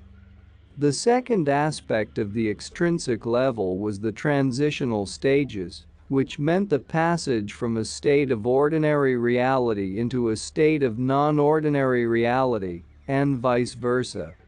The two states of reality overlapped in these transitional stages, and the criterion I used to differentiate the latter from either state of reality was that their component elements were blurred. I was never able to perceive them or to recollect them with precision. In terms of perceived time, the transitional stages were either abrupt or slow. In the instance of datura anoxia, ordinary and non-ordinary states were almost juxtaposed, and the transition from one to the other took place abruptly. The most noticeable were the passages into non-ordinary reality. Psilocybin mexicana, on the other hand, elicited transitional stages that I perceived to be slow. The passage from ordinary into non-ordinary reality was specially long, drawn out, and perceivable. I was always more aware of it, perhaps because of my apprehension about forthcoming events. The transitional stages elicited by Lafafora Williamsi seemed to combine features of the other two. For one thing, both the passages into and out of non-ordinary reality were very noticeable. The entering into non-ordinary reality was slow, and I experienced it with hardly any impairment of my faculties, but reverting back into ordinary reality was an abrupt transitional stage, which I perceived with clarity, but with less facility to assess every detail of it. The third aspect of the extrinsic level was the teacher's supervision, or the actual help that I, as the apprentice, received in the course of experiencing a state of non-ordinary reality. I have set up supervision as a category by itself because it was implied that the teacher would have to enter non-ordinary reality with his apprentice at a certain point of the teachings. During the states of non-ordinary reality elicited by datura anoxia, I received minimal supervision. Don Juan placed heavy stress on fulfilling the steps of the preparatory period, but after I had complied with that requirement, he let me proceed by myself. In the non-ordinary reality induced by psilocybin mexicana, the degree of supervision was the complete opposite, for here, according to Don Juan, the apprentice needed the most extensive guidance and help. The corroboration of the rule necessitated the adoption of an alternate form, which seemed to suggest that I had to undergo a series of very specialized adjustments in perceiving the surroundings. Don Juan produced those necessary adjustments through verbal commands and suggestions during the transitional stages into non-ordinary reality. Another aspect of his supervision was to direct me during the early part of the states of non-ordinary reality by commanding me to focus my attention on certain component elements of the preceding state of ordinary reality. The items he focused upon were apparently chosen at random, as the important issue was the act of perfecting the adopted alternate form. The final aspect of supervision was restoring me back to ordinary reality. It was implicit that this operation also required maximal supervision from Don Juan, although I could not recall the actual procedure. The supervision necessary for the states induced by Lafafora Williamsi was a blend of the other two. Don Juan remained at my side for as long as he could, yet he did not attempt in any way to direct me into or out of non-ordinary reality. The second level of differentiative order in non-ordinary reality was the seemingly internal standards or the seemingly internal arrangement of its component elements. I have called it the intrinsic level, and I have assumed here that the component elements were subject to three general processes, which seemed to be the product of Don Juan's guidance. A progression towards the specific, a progression towards a more extensive range of appraisal, and a progression towards a more pragmatic use of non-ordinary reality. The progression towards the specific was the apparent advance of the component elements of each successive state of non-ordinary reality towards being more precise, more specific. It entailed two separate aspects: a progression towards specific single forms, and a progression towards specific total results. The progression towards specific single forms implied that the component elements were amorphously familiar in the early states of non-ordinary reality and became specific and unfamiliar in the late states. The progression seemed to encompass two levels of change in the component elements of non-ordinary reality: a progressive complexity of perceived detail and a progression from familiar to unfamiliar forms. Progressive complexity of detail meant that in each successive state of non-ordinary reality, the minute particulars I perceived as constituting the component elements became more complex. I assessed complexity in terms of my being aware that the structure of the component elements grew more complicated, yet the details did not become exceedingly or perplexingly entangled.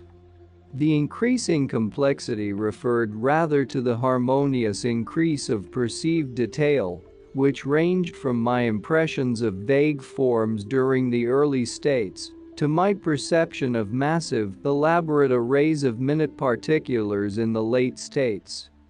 The progression from familiar to unfamiliar forms implied that at first the forms of the component elements either were familiar forms found in ordinary reality, or at least evoked the familiarity of everyday life.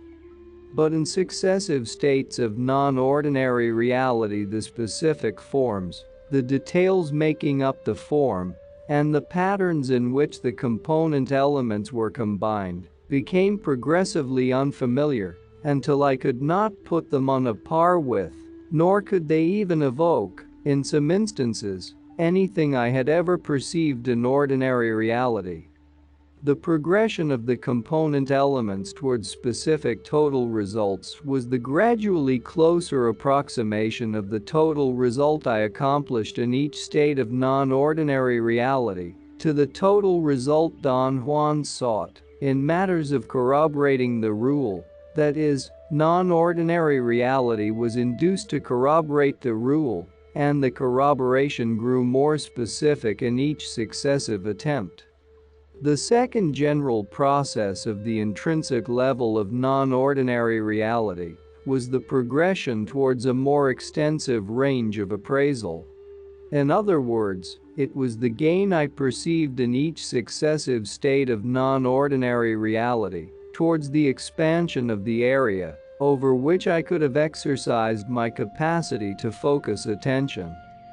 The point in question here was either that there existed a definite area that expanded, or that my capacity to perceive seemed to increase in each successive state. Don Juan's teachings fostered and reinforced the idea that there was an area that expanded, and I have called that alleged area the range of appraisal.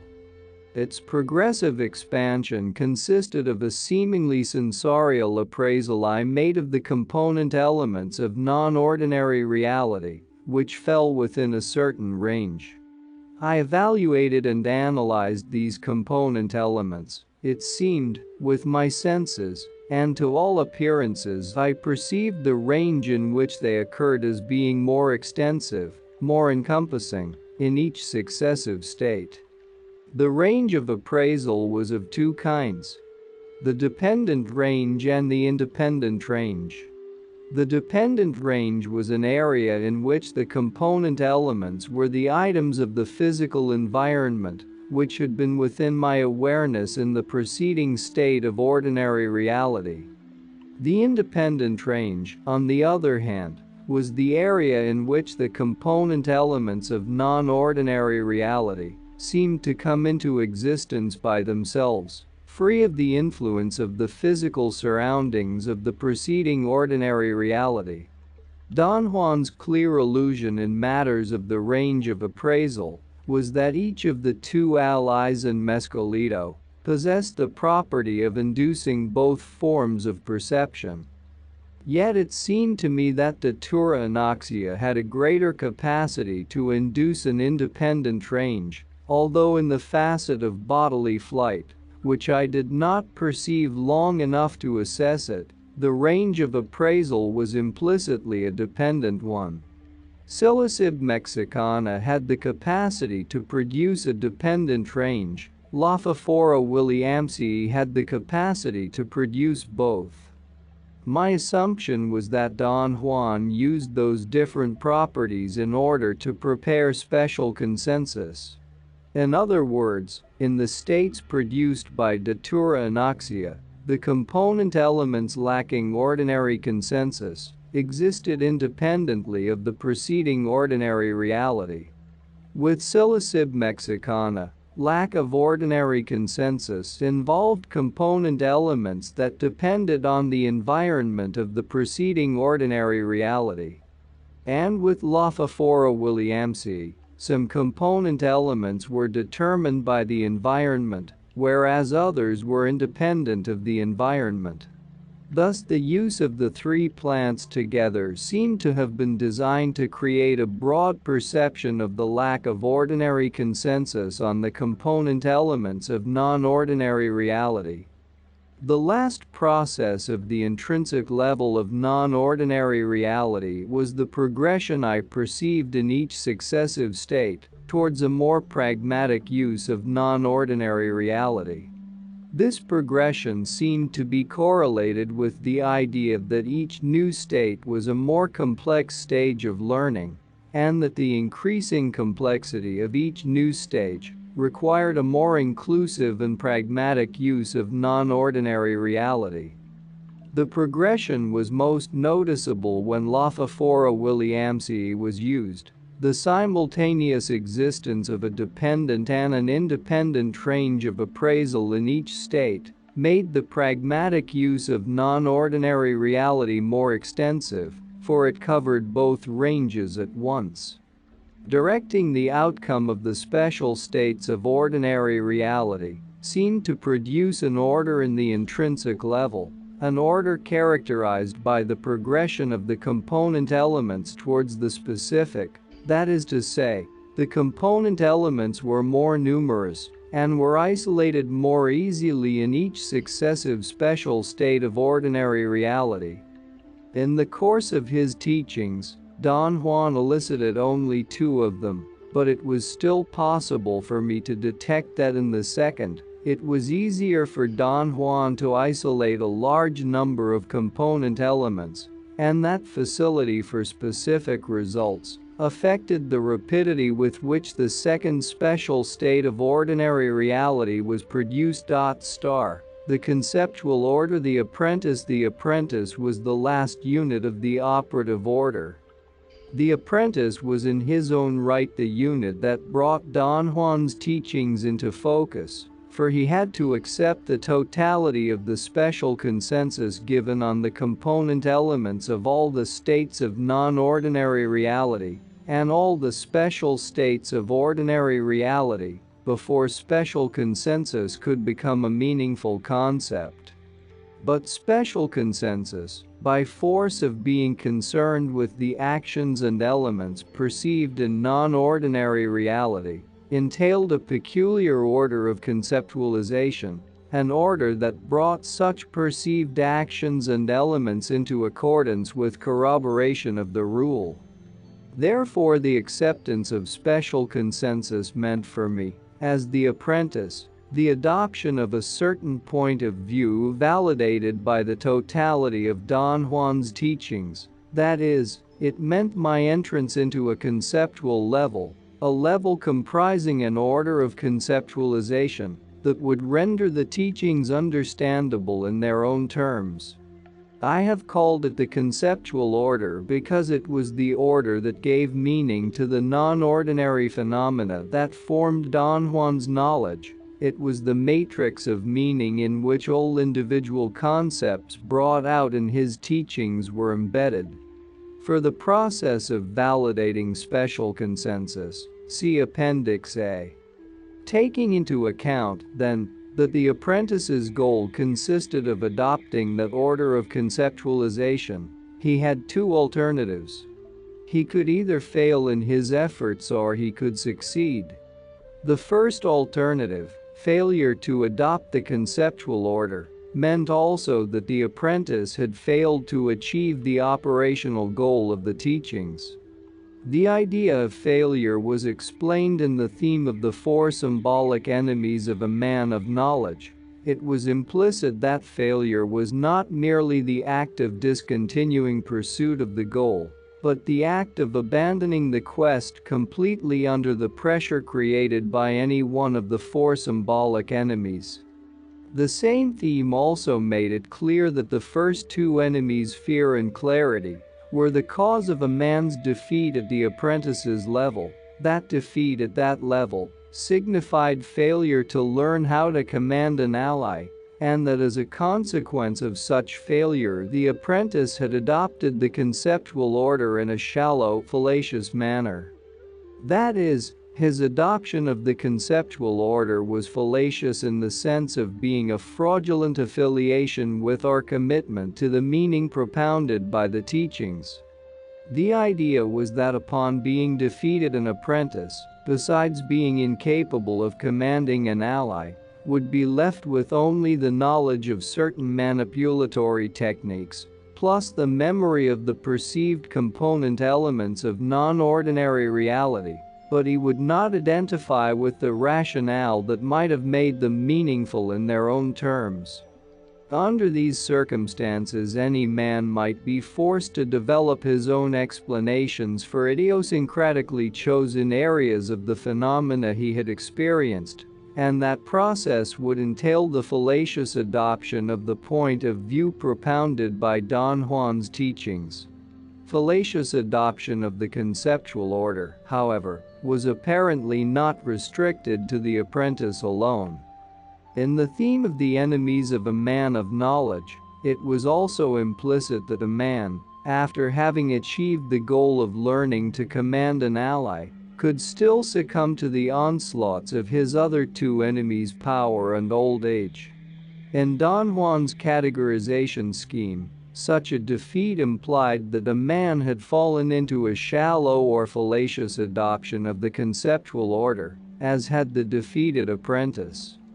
The successful adoption of the conceptual order, on the other hand, meant that the apprentice had achieved the operational goal, a bona fide adoption of the point of view propounded in the teachings.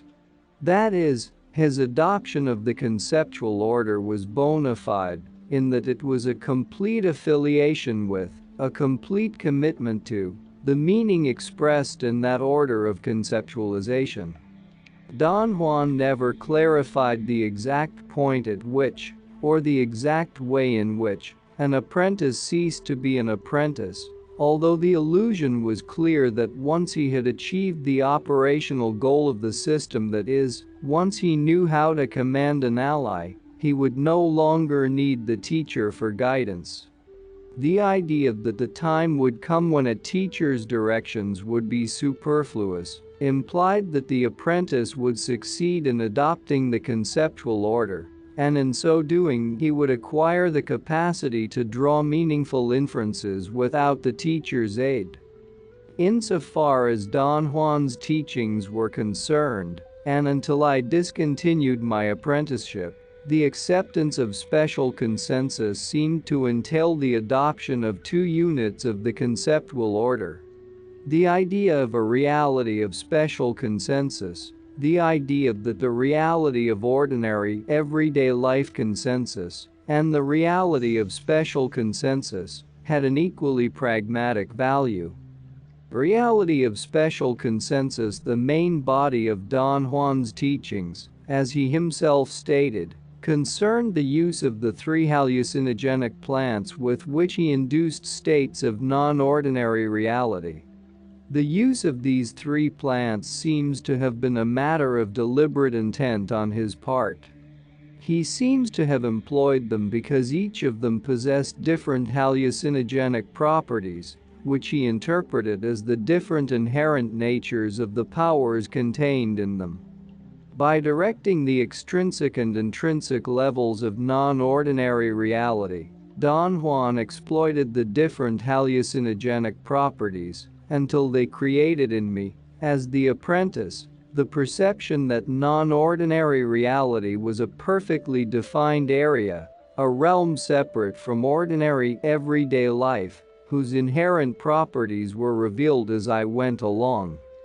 Nevertheless, it was also possible that the allegedly different properties might have been merely the product of Don Juan's own process of directing the intrinsic order of non-ordinary reality, although in his teachings, he exploited the idea that the power contained in each plant induced states of non-ordinary reality, which differed from one another. If the latter was true, their differences in terms of the units of this analysis seem to have been in the range of appraisal which one could perceive in the states elicited by each of the three. Owing to the peculiarities of their range of appraisal, all three contributed to producing the perception of a perfectly definite area or realm, consisting of two compartments. The independent range, called the realm of the lizards or of Mescalito's lessons, and the dependent range, referred to as the area where one could move by one's own means. I use the term non-ordinary reality, as already noted, in the sense of extraordinary, uncommon reality. For a beginner apprentice, such a reality was by all means unordinary, but the apprenticeship of Don Juan's knowledge demanded my compulsory participation and my commitment to pragmatic and experimental practice of whatever I had learned. That meant that I, as the apprentice, had to experience a number of states of non-ordinary reality, and that first-hand knowledge would, sooner or later, make the classifications ordinary and non-ordinary meaningless for me. The bona fide adoption of the first unit of the conceptual order would have entailed, then, the idea that there was another separate, but no longer unordinary, realm of reality, the reality of special consensus. Accepting as a major premise that the reality of special consensus was a separate realm would have explained meaningfully the idea that the meetings with the allies or with Mescalito took place in a realm that was not illusory. The reality of special consensus had pragmatic value. The same process of directing the extrinsic and intrinsic levels of non-ordinary reality, which seemed to have created the recognition of the reality of special consensus as a separate realm, appeared also to have been responsible for my perception that the reality of special consensus was practical and usable. The acceptance of special consensus on all the states of non-ordinary reality and on all the special states of ordinary reality was designed to consolidate the awareness that it was equal to the reality of ordinary everyday life consensus. This equality was based on the impression that the reality of special consensus was not a realm that could be equated with dreams. On the contrary, it had stable component elements that were subject to special agreement. It was actually a realm where one could perceive the surroundings in a deliberate manner. Its component elements were not idiosyncratic or whimsical, but concise items or events whose existence was attested to by the whole body of teachings. The implication of the equality was clear in the treatment Don Juan accorded to the reality of special consensus, a treatment that was utilitarian and matter of course. Not at any time did he refer to it, nor was I required to behave towards it in any but a utilitarian, matter of course way. The fact that the two areas were considered equal, however, did not mean that at any moment one could have behaved in exactly the same way in either area. On the contrary, a sorcerer's behavior had to be different, since each area of reality had qualities that rendered it utilizable in its own way. The defining factor in terms of meaning seems to have been the idea that such an equality could be measured on the grounds of practical utility. Thus, a sorcerer had to believe that it was possible to shift back and forth from one area to the other, that both were inherently utilizable, and that the only dissimilarity between the two was their different capacity for being used, that is, the different purposes they served. Yet their separateness seemed to be only an appropriate arrangement that was pertinent to my particular level of apprenticeship, which Don Juan used for making me aware that another realm of reality could exist. But from his acts, more than from his statements, I was led to believe that for a sorcerer, there was but one single continuum of reality which had two, or perhaps more than two, parts from which he drew inferences of pragmatic value. The bona fide adoption of the idea that the reality of special consensus had pragmatic value would have given a meaningful perspective to movement. If I had accepted the idea that the reality of special consensus was usable because it possessed inherently utilizable properties which were as pragmatic as those of the reality of everyday consensus, then it would have been logical for me to understand why Don Juan exploited the notion of movement in the reality of special consensus at such great length. After accepting the pragmatic existence of another reality, the only thing a sorcerer had to do would be to learn the mechanics of movement. Naturally, movement in that instance had to be specialized because it was concerned with the inherent pragmatic properties of the reality of special consensus. Summary: the issues of my analysis have been the following. 1. The fragment of Don Juan's teachings which I have presented here consisted of two aspects: the operative order, or the meaningful sequence in which all the individual concepts of his teachings were linked to one another, and the conceptual order, or the matrix of meaning in which all the individual concepts of his teaching were embedded. 2. The operative order had four main units with their respective component ideas. The concept man of knowledge, The idea that a man of knowledge had the aid of a specialized power called an ally. The idea that an ally was governed by a body of regulations called the rule.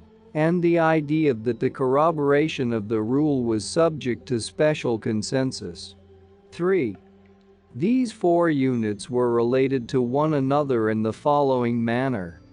The goal of the operative order was to teach one how to become a man of knowledge. A man of knowledge was different from ordinary men because he had an ally. An ally was a specialized power, which had a rule. One could acquire or tame an ally through the process of verifying its rule in the realm of non-ordinary reality, and through obtaining special consensus on that corroboration. 4. In the context of Don Juan's teachings, becoming a man of knowledge was not a permanent accomplishment, but rather a process. That is to say, the factor that made a man of knowledge was not solely the possession of an ally, but the man's lifelong struggle to maintain himself within the boundaries of a system of beliefs. Don Juan's teachings, however, were aimed at practical results, and his practical goal, in relation to teaching how to become a man of knowledge, was to teach how to acquire an ally through learning its rule. Thus, the goal of the operative order was to provide one with special consensus on the component elements perceived in non-ordinary reality, which were considered to be the corroboration of the ally's rule. 5. In order to provide special consensus on the corroboration of the ally's rule, Don Juan had to provide special consensus on the component elements of all the states of non-ordinary reality and the special states of ordinary reality elicited in the course of his teachings.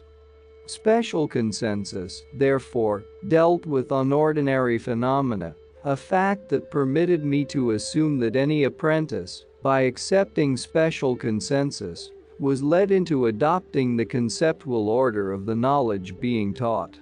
6. From the point of view of my personal stage of learning, I could deduce that up to the time when I withdrew from the apprenticeship, Don Juan's teachings had fostered the adoption of two units of the conceptual order. The idea that there was a separate realm of reality, another world, which I have called the reality of special consensus. The idea that the reality of special consensus, or that other world, was as utilizable as the world of everyday life. Nearly 6 years after I had begun the apprenticeship, Don Juan's knowledge became a coherent whole for the first time.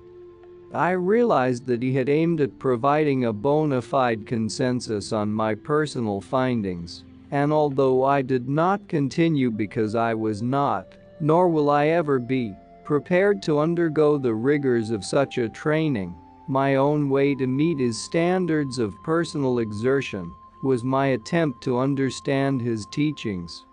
I felt it was imperative to prove, if only to myself, that they were not an oddity.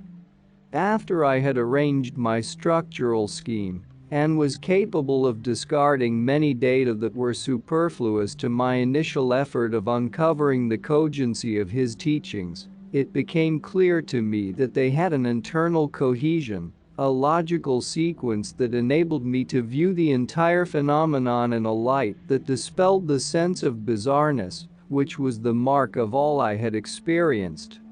It was obvious to me then that my apprenticeship had been only the beginning of a very long road. And the strenuous experiences I had undergone, which were so overwhelming to me, were but a very small fragment of a system of logical thought, from which Don Juan drew meaningful inferences for his day-to-day life. A vastly complex system of beliefs in which inquiry was an experience leading to exaltation.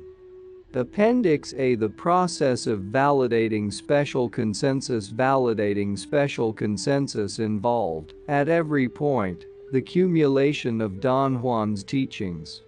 For the purpose of explaining the cumulative process, I have arranged the validation of special consensus according to the sequence in which the states of non-ordinary reality and special ordinary reality occurred. Don Juan did not seem to have fixed the process of directing the intrinsic order of non-ordinary and special ordinary reality in an exact manner. He seemed to have isolated the units for direction in a rather fluid way. Don Juan began to prepare the background for special consensus by producing the first special state of ordinary reality through the process of manipulating cues about the environment.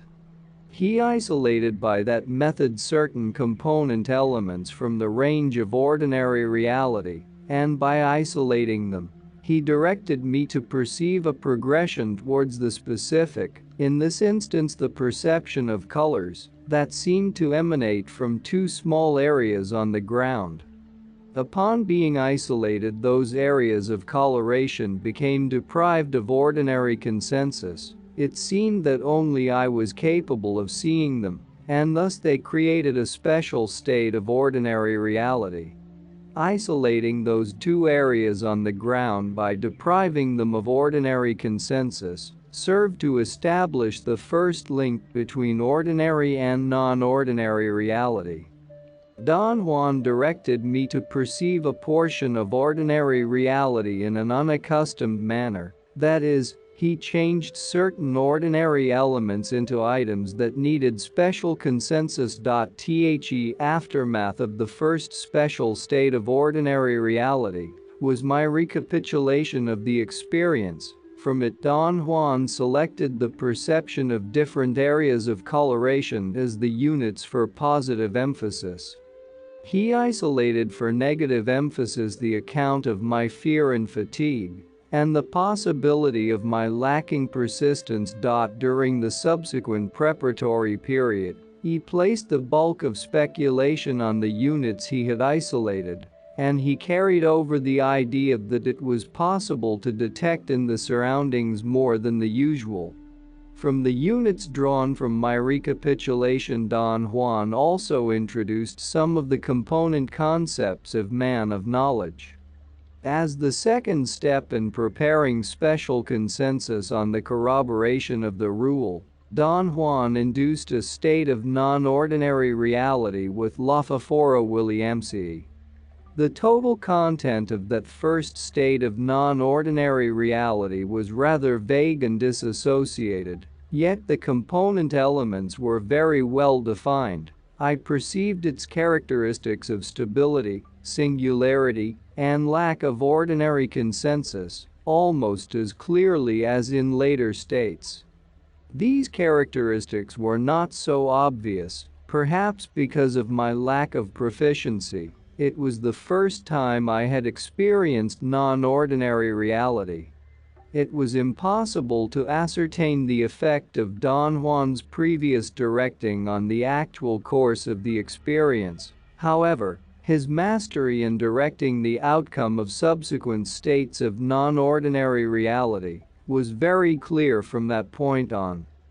From my recapitulation of the experience, he selected the units to direct the progression towards specific single forms and specific total results. He took the account of my actions with a dog and connected it with the idea that Mescalito was a visible entity. It was capable of adopting any form. Above all, it was an entity outside oneself. The account of my actions also served Don Juan in setting the progression towards a more extensive range of appraisal. In this instance, the progression was towards a dependent range. Don Juan placed positive emphasis on the notion that I had moved and acted in non-ordinary reality, almost as I would have in everyday life.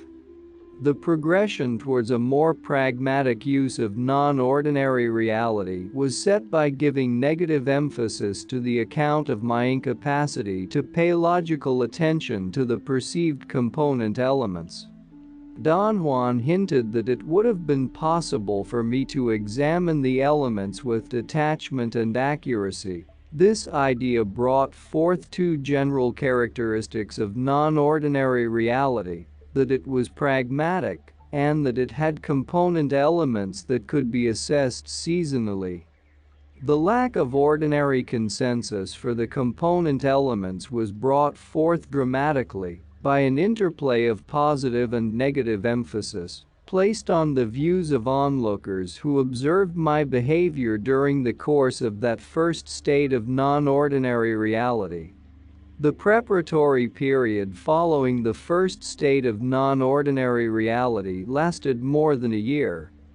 Don Juan employed that time to introduce more component concepts of man of knowledge and to disclose some parts of the rule of the two allies. He elicited also a shallow state of non-ordinary reality in order to test my affinity with the ally contained in Datura, Inoxia. Don Juan used whatever vague sensations I had in the course of that shallow state to delineate the general characteristics of the ally by contrasting it with what he had isolated as Mescalito's perceivable characteristics. The third step in preparing the special consensus on the corroboration of the rule was to elicit another state of non-ordinary reality with Lafafora Williamsi. Don Juan's previous directing seems to have guided me to perceiving this second state of non-ordinary reality in the following manner.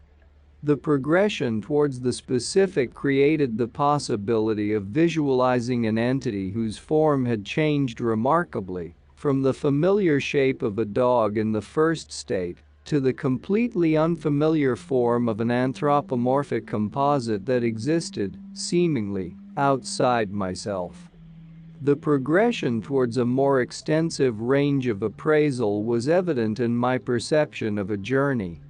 In the course of that journey, the range of appraisal was both dependent and independent, although a majority of the component elements depended on the environment of the preceding state of ordinary reality. The progression towards a more pragmatic use of non-ordinary reality was, perhaps, the most outstanding feature of my second state.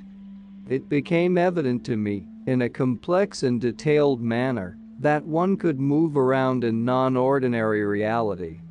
I also examined the component elements with detachment and accuracy. I perceived their stability, singularity, and lack of consensus very clearly. From my recapitulation of the experience, Don Juan emphasized the following. For the progression towards the specific, he gave positive emphasis to my account that I had seen Mescalito as an anthropomorphic composite. The bulk of speculation on this area was centered on the idea that Mescalito was capable of being a teacher and also a protector. In order to direct the progression towards a more extensive range of appraisal, Don Juan placed positive emphasis on the account of my journey, which obviously had taken place in the dependent range. He also put positive emphasis on my version of the visionary scenes I viewed on the hand of Mescalito, scenes that seemed to be independent of the component elements of the preceding ordinary reality. The account of my journey, and the scenes viewed on Mescalito's hand, also enabled Don Juan to direct the progression towards a more pragmatic use of non-ordinary reality. He first put forth the idea that it was possible to obtain direction. Second, he interpreted the scenes as lessons concerning the right way to live. Some areas of my recapitulation which dealt with the perception of superfluous composites were not emphasized at all, because they were not useful for setting the direction of the intrinsic order. The next state of non-ordinary reality, the third one, was induced for the corroboration of the rule with the ally contained in Datura Inoxia.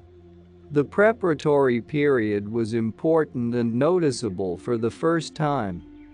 Don Juan presented the manipulatory techniques and disclosed that the specific purpose I had to corroborate was divination. His previous directing of the three aspects of the intrinsic order seemed to have produced the following results. The progression towards the specific was manifested in my capacity to perceive an ally as a quality, that is, I verified the assertion that an ally was not visible at all. The progression towards the specific also produced the peculiar perception of a series of images very similar to those I had viewed on Mescalito's hand. Don Juan interpreted these scenes as divination, or the corroboration of the specific purpose of the rule. Perceiving that series of scenes entailed also a progression towards a more extensive range of appraisal. This time the range was independent of the environment of the preceding ordinary reality. The scenes did not appear to be superimposed on the component elements, as had the images I viewed on Mescalito's hand. In fact, there were no other component elements besides those that were part of the scenes. In other words, the total range of appraisal was independent. The perception of a completely independent range also exhibited progression towards a more pragmatic use of non-ordinary reality. Divining implied that one could give a utilitarian value to whatever had been seen. For the purpose of directing the progression towards the specific, Don Juan put positive emphasis on the idea that it was impossible to move by one's own means in the independent range of appraisal. He explained movement there as being indirect and as being accomplished, in this particular instance, by the lizards as instruments. In order to set the direction of the second aspect of the intrinsic level, the progression towards a more extensive range of appraisal, he centered the bulk of speculation on the idea that the scenes I had perceived, which were the answers to divination, could have been examined and extended for as long as I wanted. For guiding the progression towards a more pragmatic use of non-ordinary reality, Don Juan placed positive emphasis on the idea that the topic to be divined had to be simple and direct in order to obtain a result that could be usable. The fourth state of non-ordinary reality was elicited also for the corroboration of the rule of the ally contained in Datura Anoxia. The specific purpose of the rule to be corroborated had to do with bodily flight as another aspect of movement. A result of directing the progression towards the specific may have been the perception of soaring bodily through the air. That sensation was acute, although it lacked the depth of all the earlier perceptions of acts that I had presumably performed in non-ordinary reality. Bodily flight appeared to have taken place in a dependent range of appraisal, and it appeared to have entailed moving by one's own power, which may have been the result of a progression towards a wider range of appraisal. Two other aspects of the sensation of soaring through the air may have been the product of directing the progression towards a more pragmatic use of non-ordinary reality. They were, first, the perception of distance, a perception that created the feeling of an actual flight, and second, the possibility of acquiring direction in the course of that alleged movement.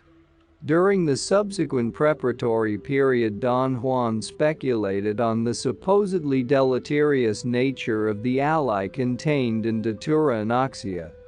And he isolated the following areas of my account. For directing the progression towards the specific, he placed positive emphasis on my recollection of having soared through the air. Although I did not perceive the component elements of that state of non-ordinary reality with the clarity that was customary by then, my sensation of movement was very definite, and Don Juan used it to reinforce the specific result of movement.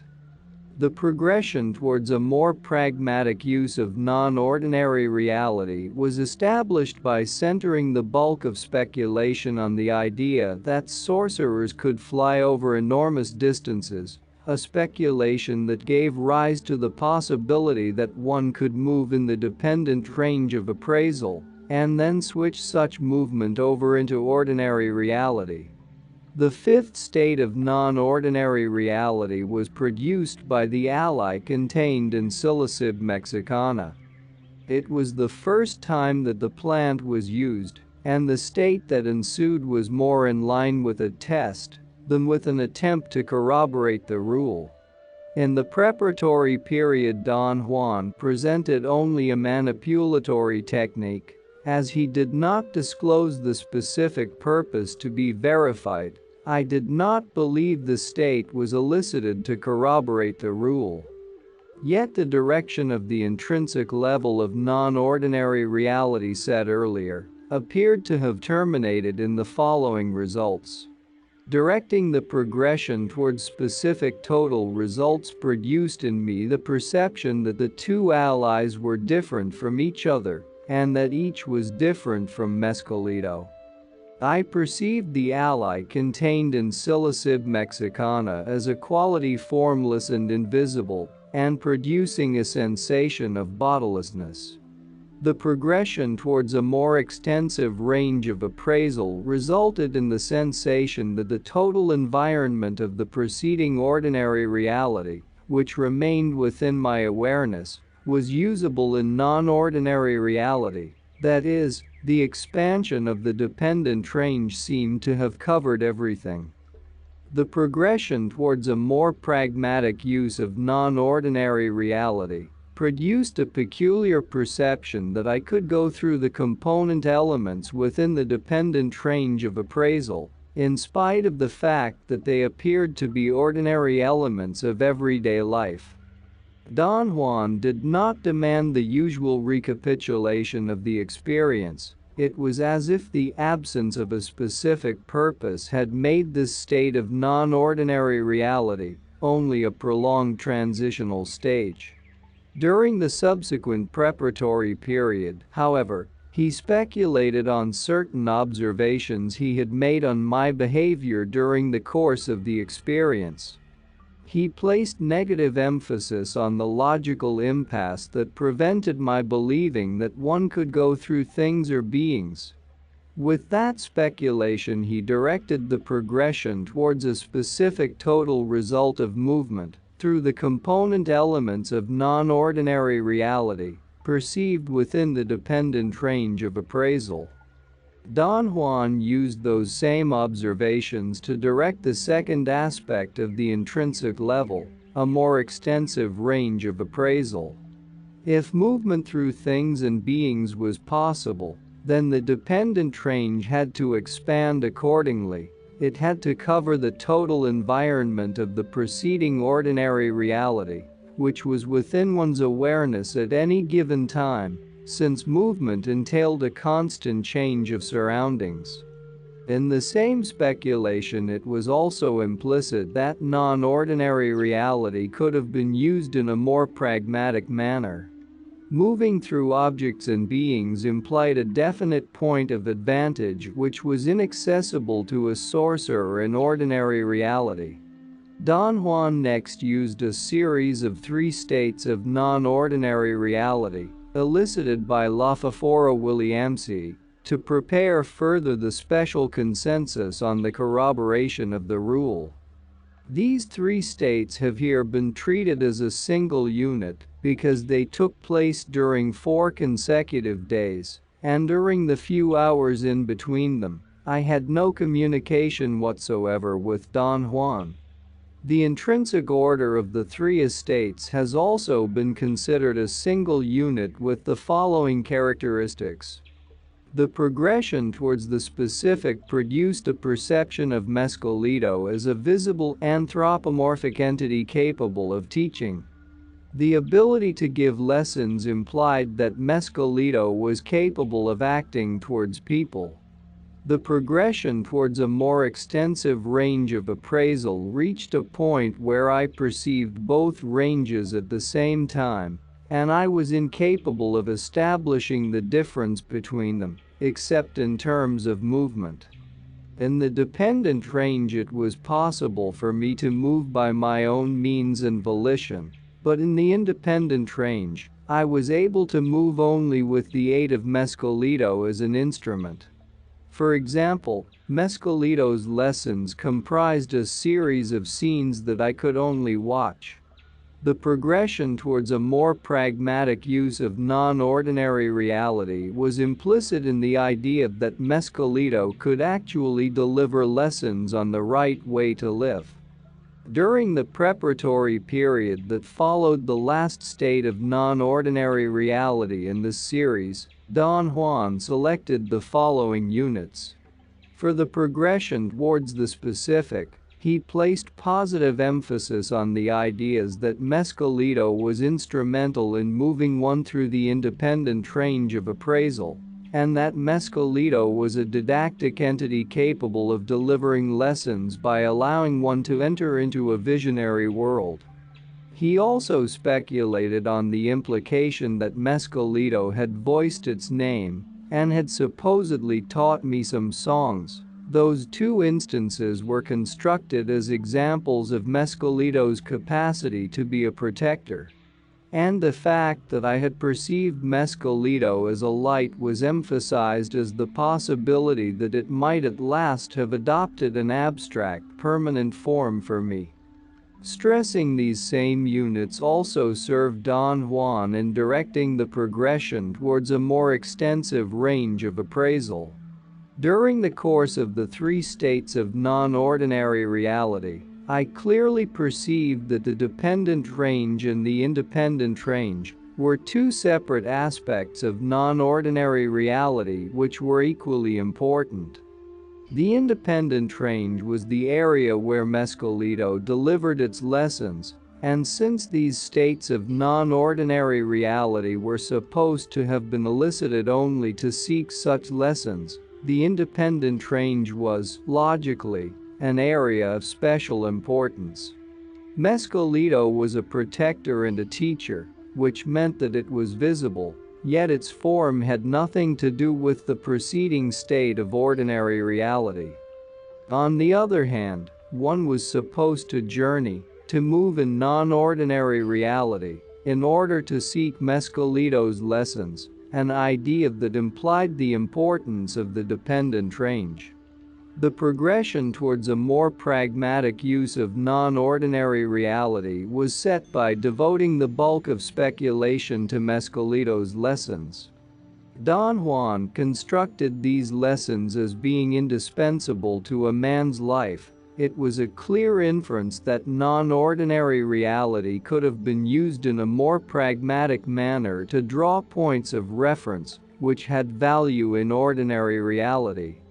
It was the first time Don Juan had verbalized such an implication. The subsequent state of non-ordinary reality, the ninth in the teachings, was induced in order to corroborate the rule of the ally contained in Datura Anaxia. The specific purpose to be corroborated in that state was concerned with divination, and the previous direction of the intrinsic level ended in the following points. The progression towards a specific total result created the perception of a coherent set of scenes, which were purported to be the voice of the lizard, narrating the events to be divined, and the sensation of a voice that actually described such scenes. The progression towards an independent range of appraisal resulted in the perception of an extensive and clear independent range that was free from the extraneous influence of ordinary reality. The progression towards a more pragmatic use of non-ordinary reality ended in the utilitarian possibilities of exploiting the independent range. That particular trend was set up by Don Juan's speculation on the possibility of drawing points of reference from the independent range and using them in ordinary reality. Thus the divinatory scenes had an obvious pragmatic value, for they were thought to represent a view of acts performed by others, acts to which one would have had no access by ordinary means. In the following preparatory period, Don Juan emphasized more of the component themes of man of knowledge. He seemed to be getting ready to shift to the pursuit of only one of the two allies, the ally Humido. Yet he gave positive emphasis to the idea that I had a close affinity with the ally contained in Datura Anoxia, because it had allowed me to witness an incidence of flexibility of the rule when I had made an error in performing a manipulatory technique. My assumption that Don Juan was ready to abandon teaching the rule of the ally contained in Datura Anoxia was fostered by the fact that he did not isolate any areas of my recapitulation of the experience to account for directing the intrinsic level of the subsequent states of non-ordinary reality. Next was a series of 3 states of non-ordinary reality elicited to corroborate the rule of the ally contained in Psilocybin mexicana. They have been treated here as a single unit. And although a considerable time elapsed in between them, during those intervals Don Juan made no attempt to speculate on any aspect of their intrinsic order. The first state of the series was vague, it ended rapidly, and its component elements were not precise. It had the appearance of being more like a transitional stage than like a state of non-ordinary reality proper. The second state had more depth. I perceived the transitional stage into non-ordinary reality separately for the first time. During the course of that first transitional stage, Don Juan revealed that the specific purpose of the rule, which I had to corroborate, dealt with another aspect of movement, an aspect requiring his exhaustive supervision. I have rendered it as moving by adopting an alternate form. As a consequence, 2 aspects of the extrinsic level of non-ordinary reality became evident for the first time: the transitional stages and the teacher's supervision.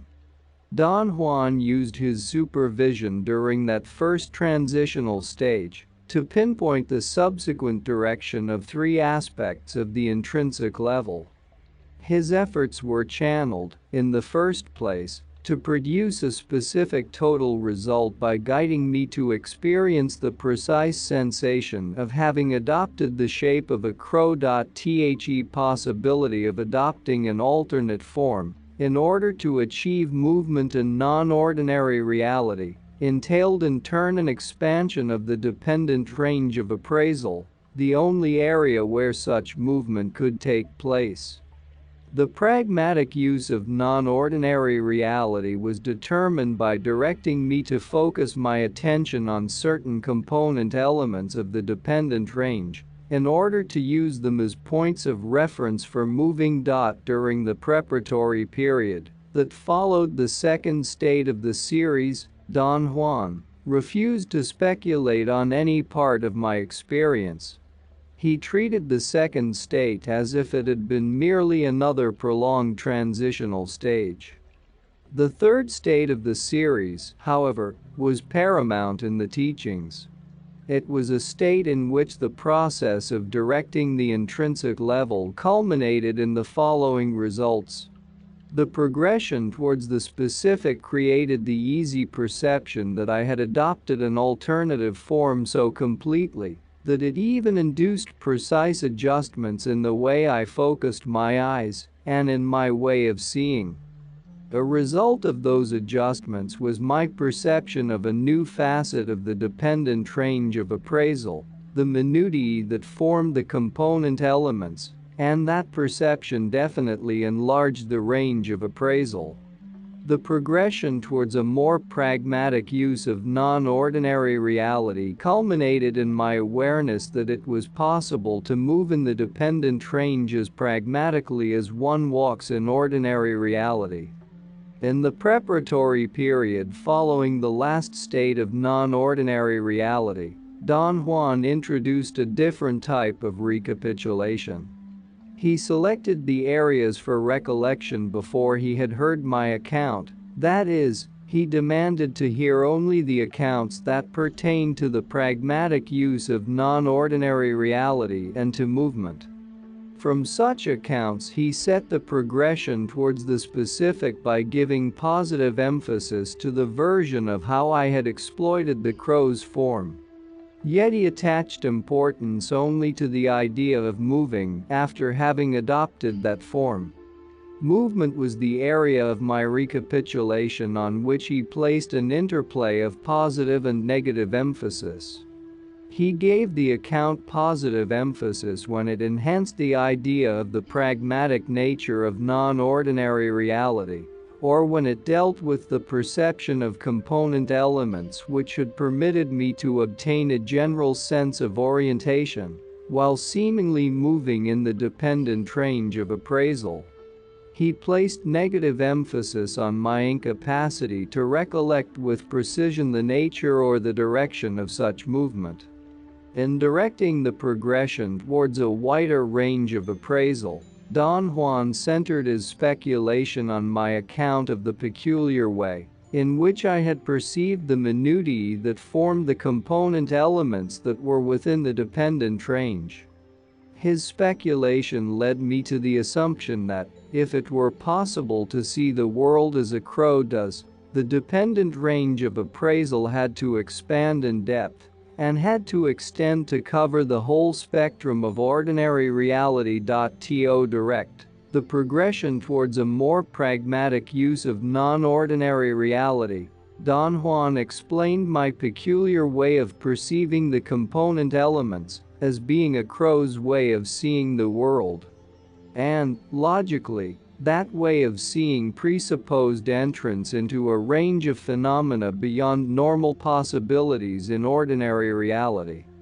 The last experience recorded in my field notes was a special state of ordinary reality. Don Juan produced it by isolating component elements of ordinary reality through the process of cueing about his own behavior. The general processes used in directing the intrinsic level of non-ordinary reality produced the following results during the course of the second special state of ordinary reality. The progression towards the specific resulted in the easy isolation of many elements of ordinary reality. In the first special state of ordinary reality, the very few component elements that were isolated through the process of cueing about the environment were also transformed into unfamiliar forms deprived of ordinary consensus. However, in the second special state of ordinary reality, its component elements were numerous and, although they did not lose their quality of being familiar elements, they may have lost their capacity for ordinary consensus. Such component elements covered, perhaps, the total environment that was within my awareness. Don Juan may have produced this second special state in order to strengthen the link between ordinary and non-ordinary reality by developing the possibility that most, if not all, of the component elements of ordinary reality could lose their capacity to have ordinary consensus. From my own point of view, however, that last special state was the final summation of my apprenticeship. The formidable impact of terror on the level of sober consciousness had the peculiar quality of undermining the certainty that the reality of everyday life was implicitly real, the certainty that I, in matters of ordinary reality, could provide myself with consensus indefinitely. Up to that point, the course of my apprenticeship seemed to have been a continuous building towards the collapse of that certainty. Don Juan used every facet of his dramatic exertion to accomplish the collapse during that last special state, a fact prompting me to believe that complete collapse of that certainty would have removed the last barrier that kept me from accepting the existence of a separate reality.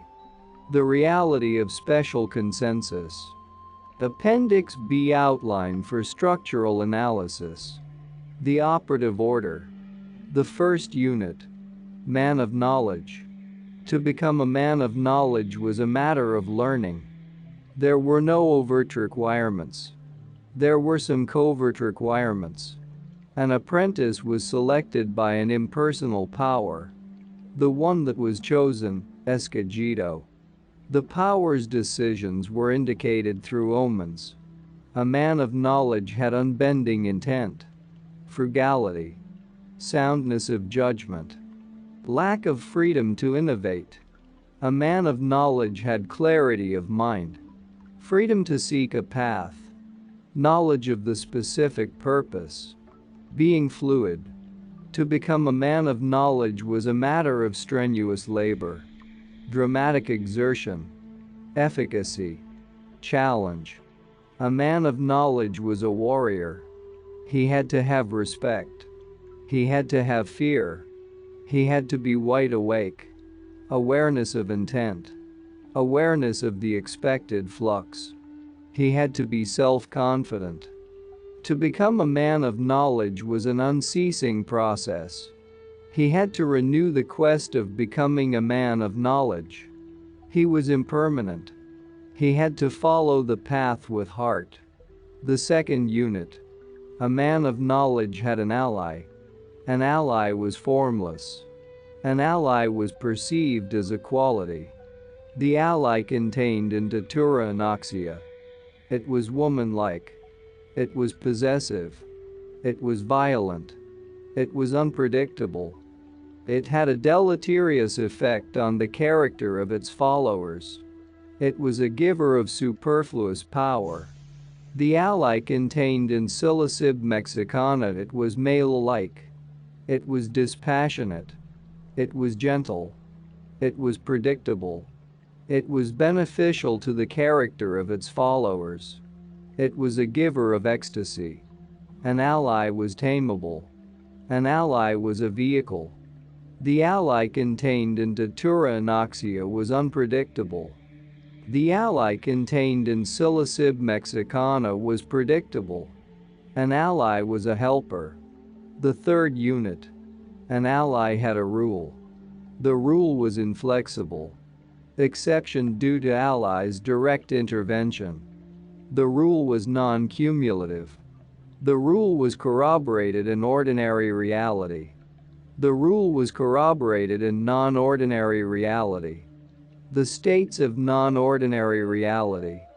Non-ordinary reality was utilizable.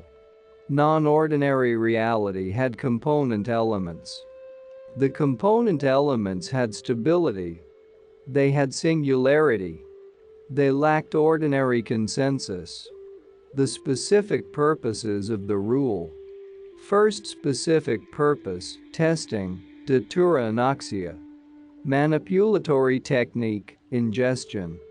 Second specific purpose, divination, datura anoxia. Manipulatory technique, ingestion absorption. Third specific purpose, bodily flight, datura anoxia. Manipulatory technique, ingestion absorption. Fourth specific purpose, testing, Silicib mexicana. Manipulatory technique, ingestion inhalation. Fifth specific purpose, movement, Silicib mexicana. Manipulatory technique, ingestion inhalation. Sixth specific purpose, movement by adopting an alternate form, Silicib mexicana.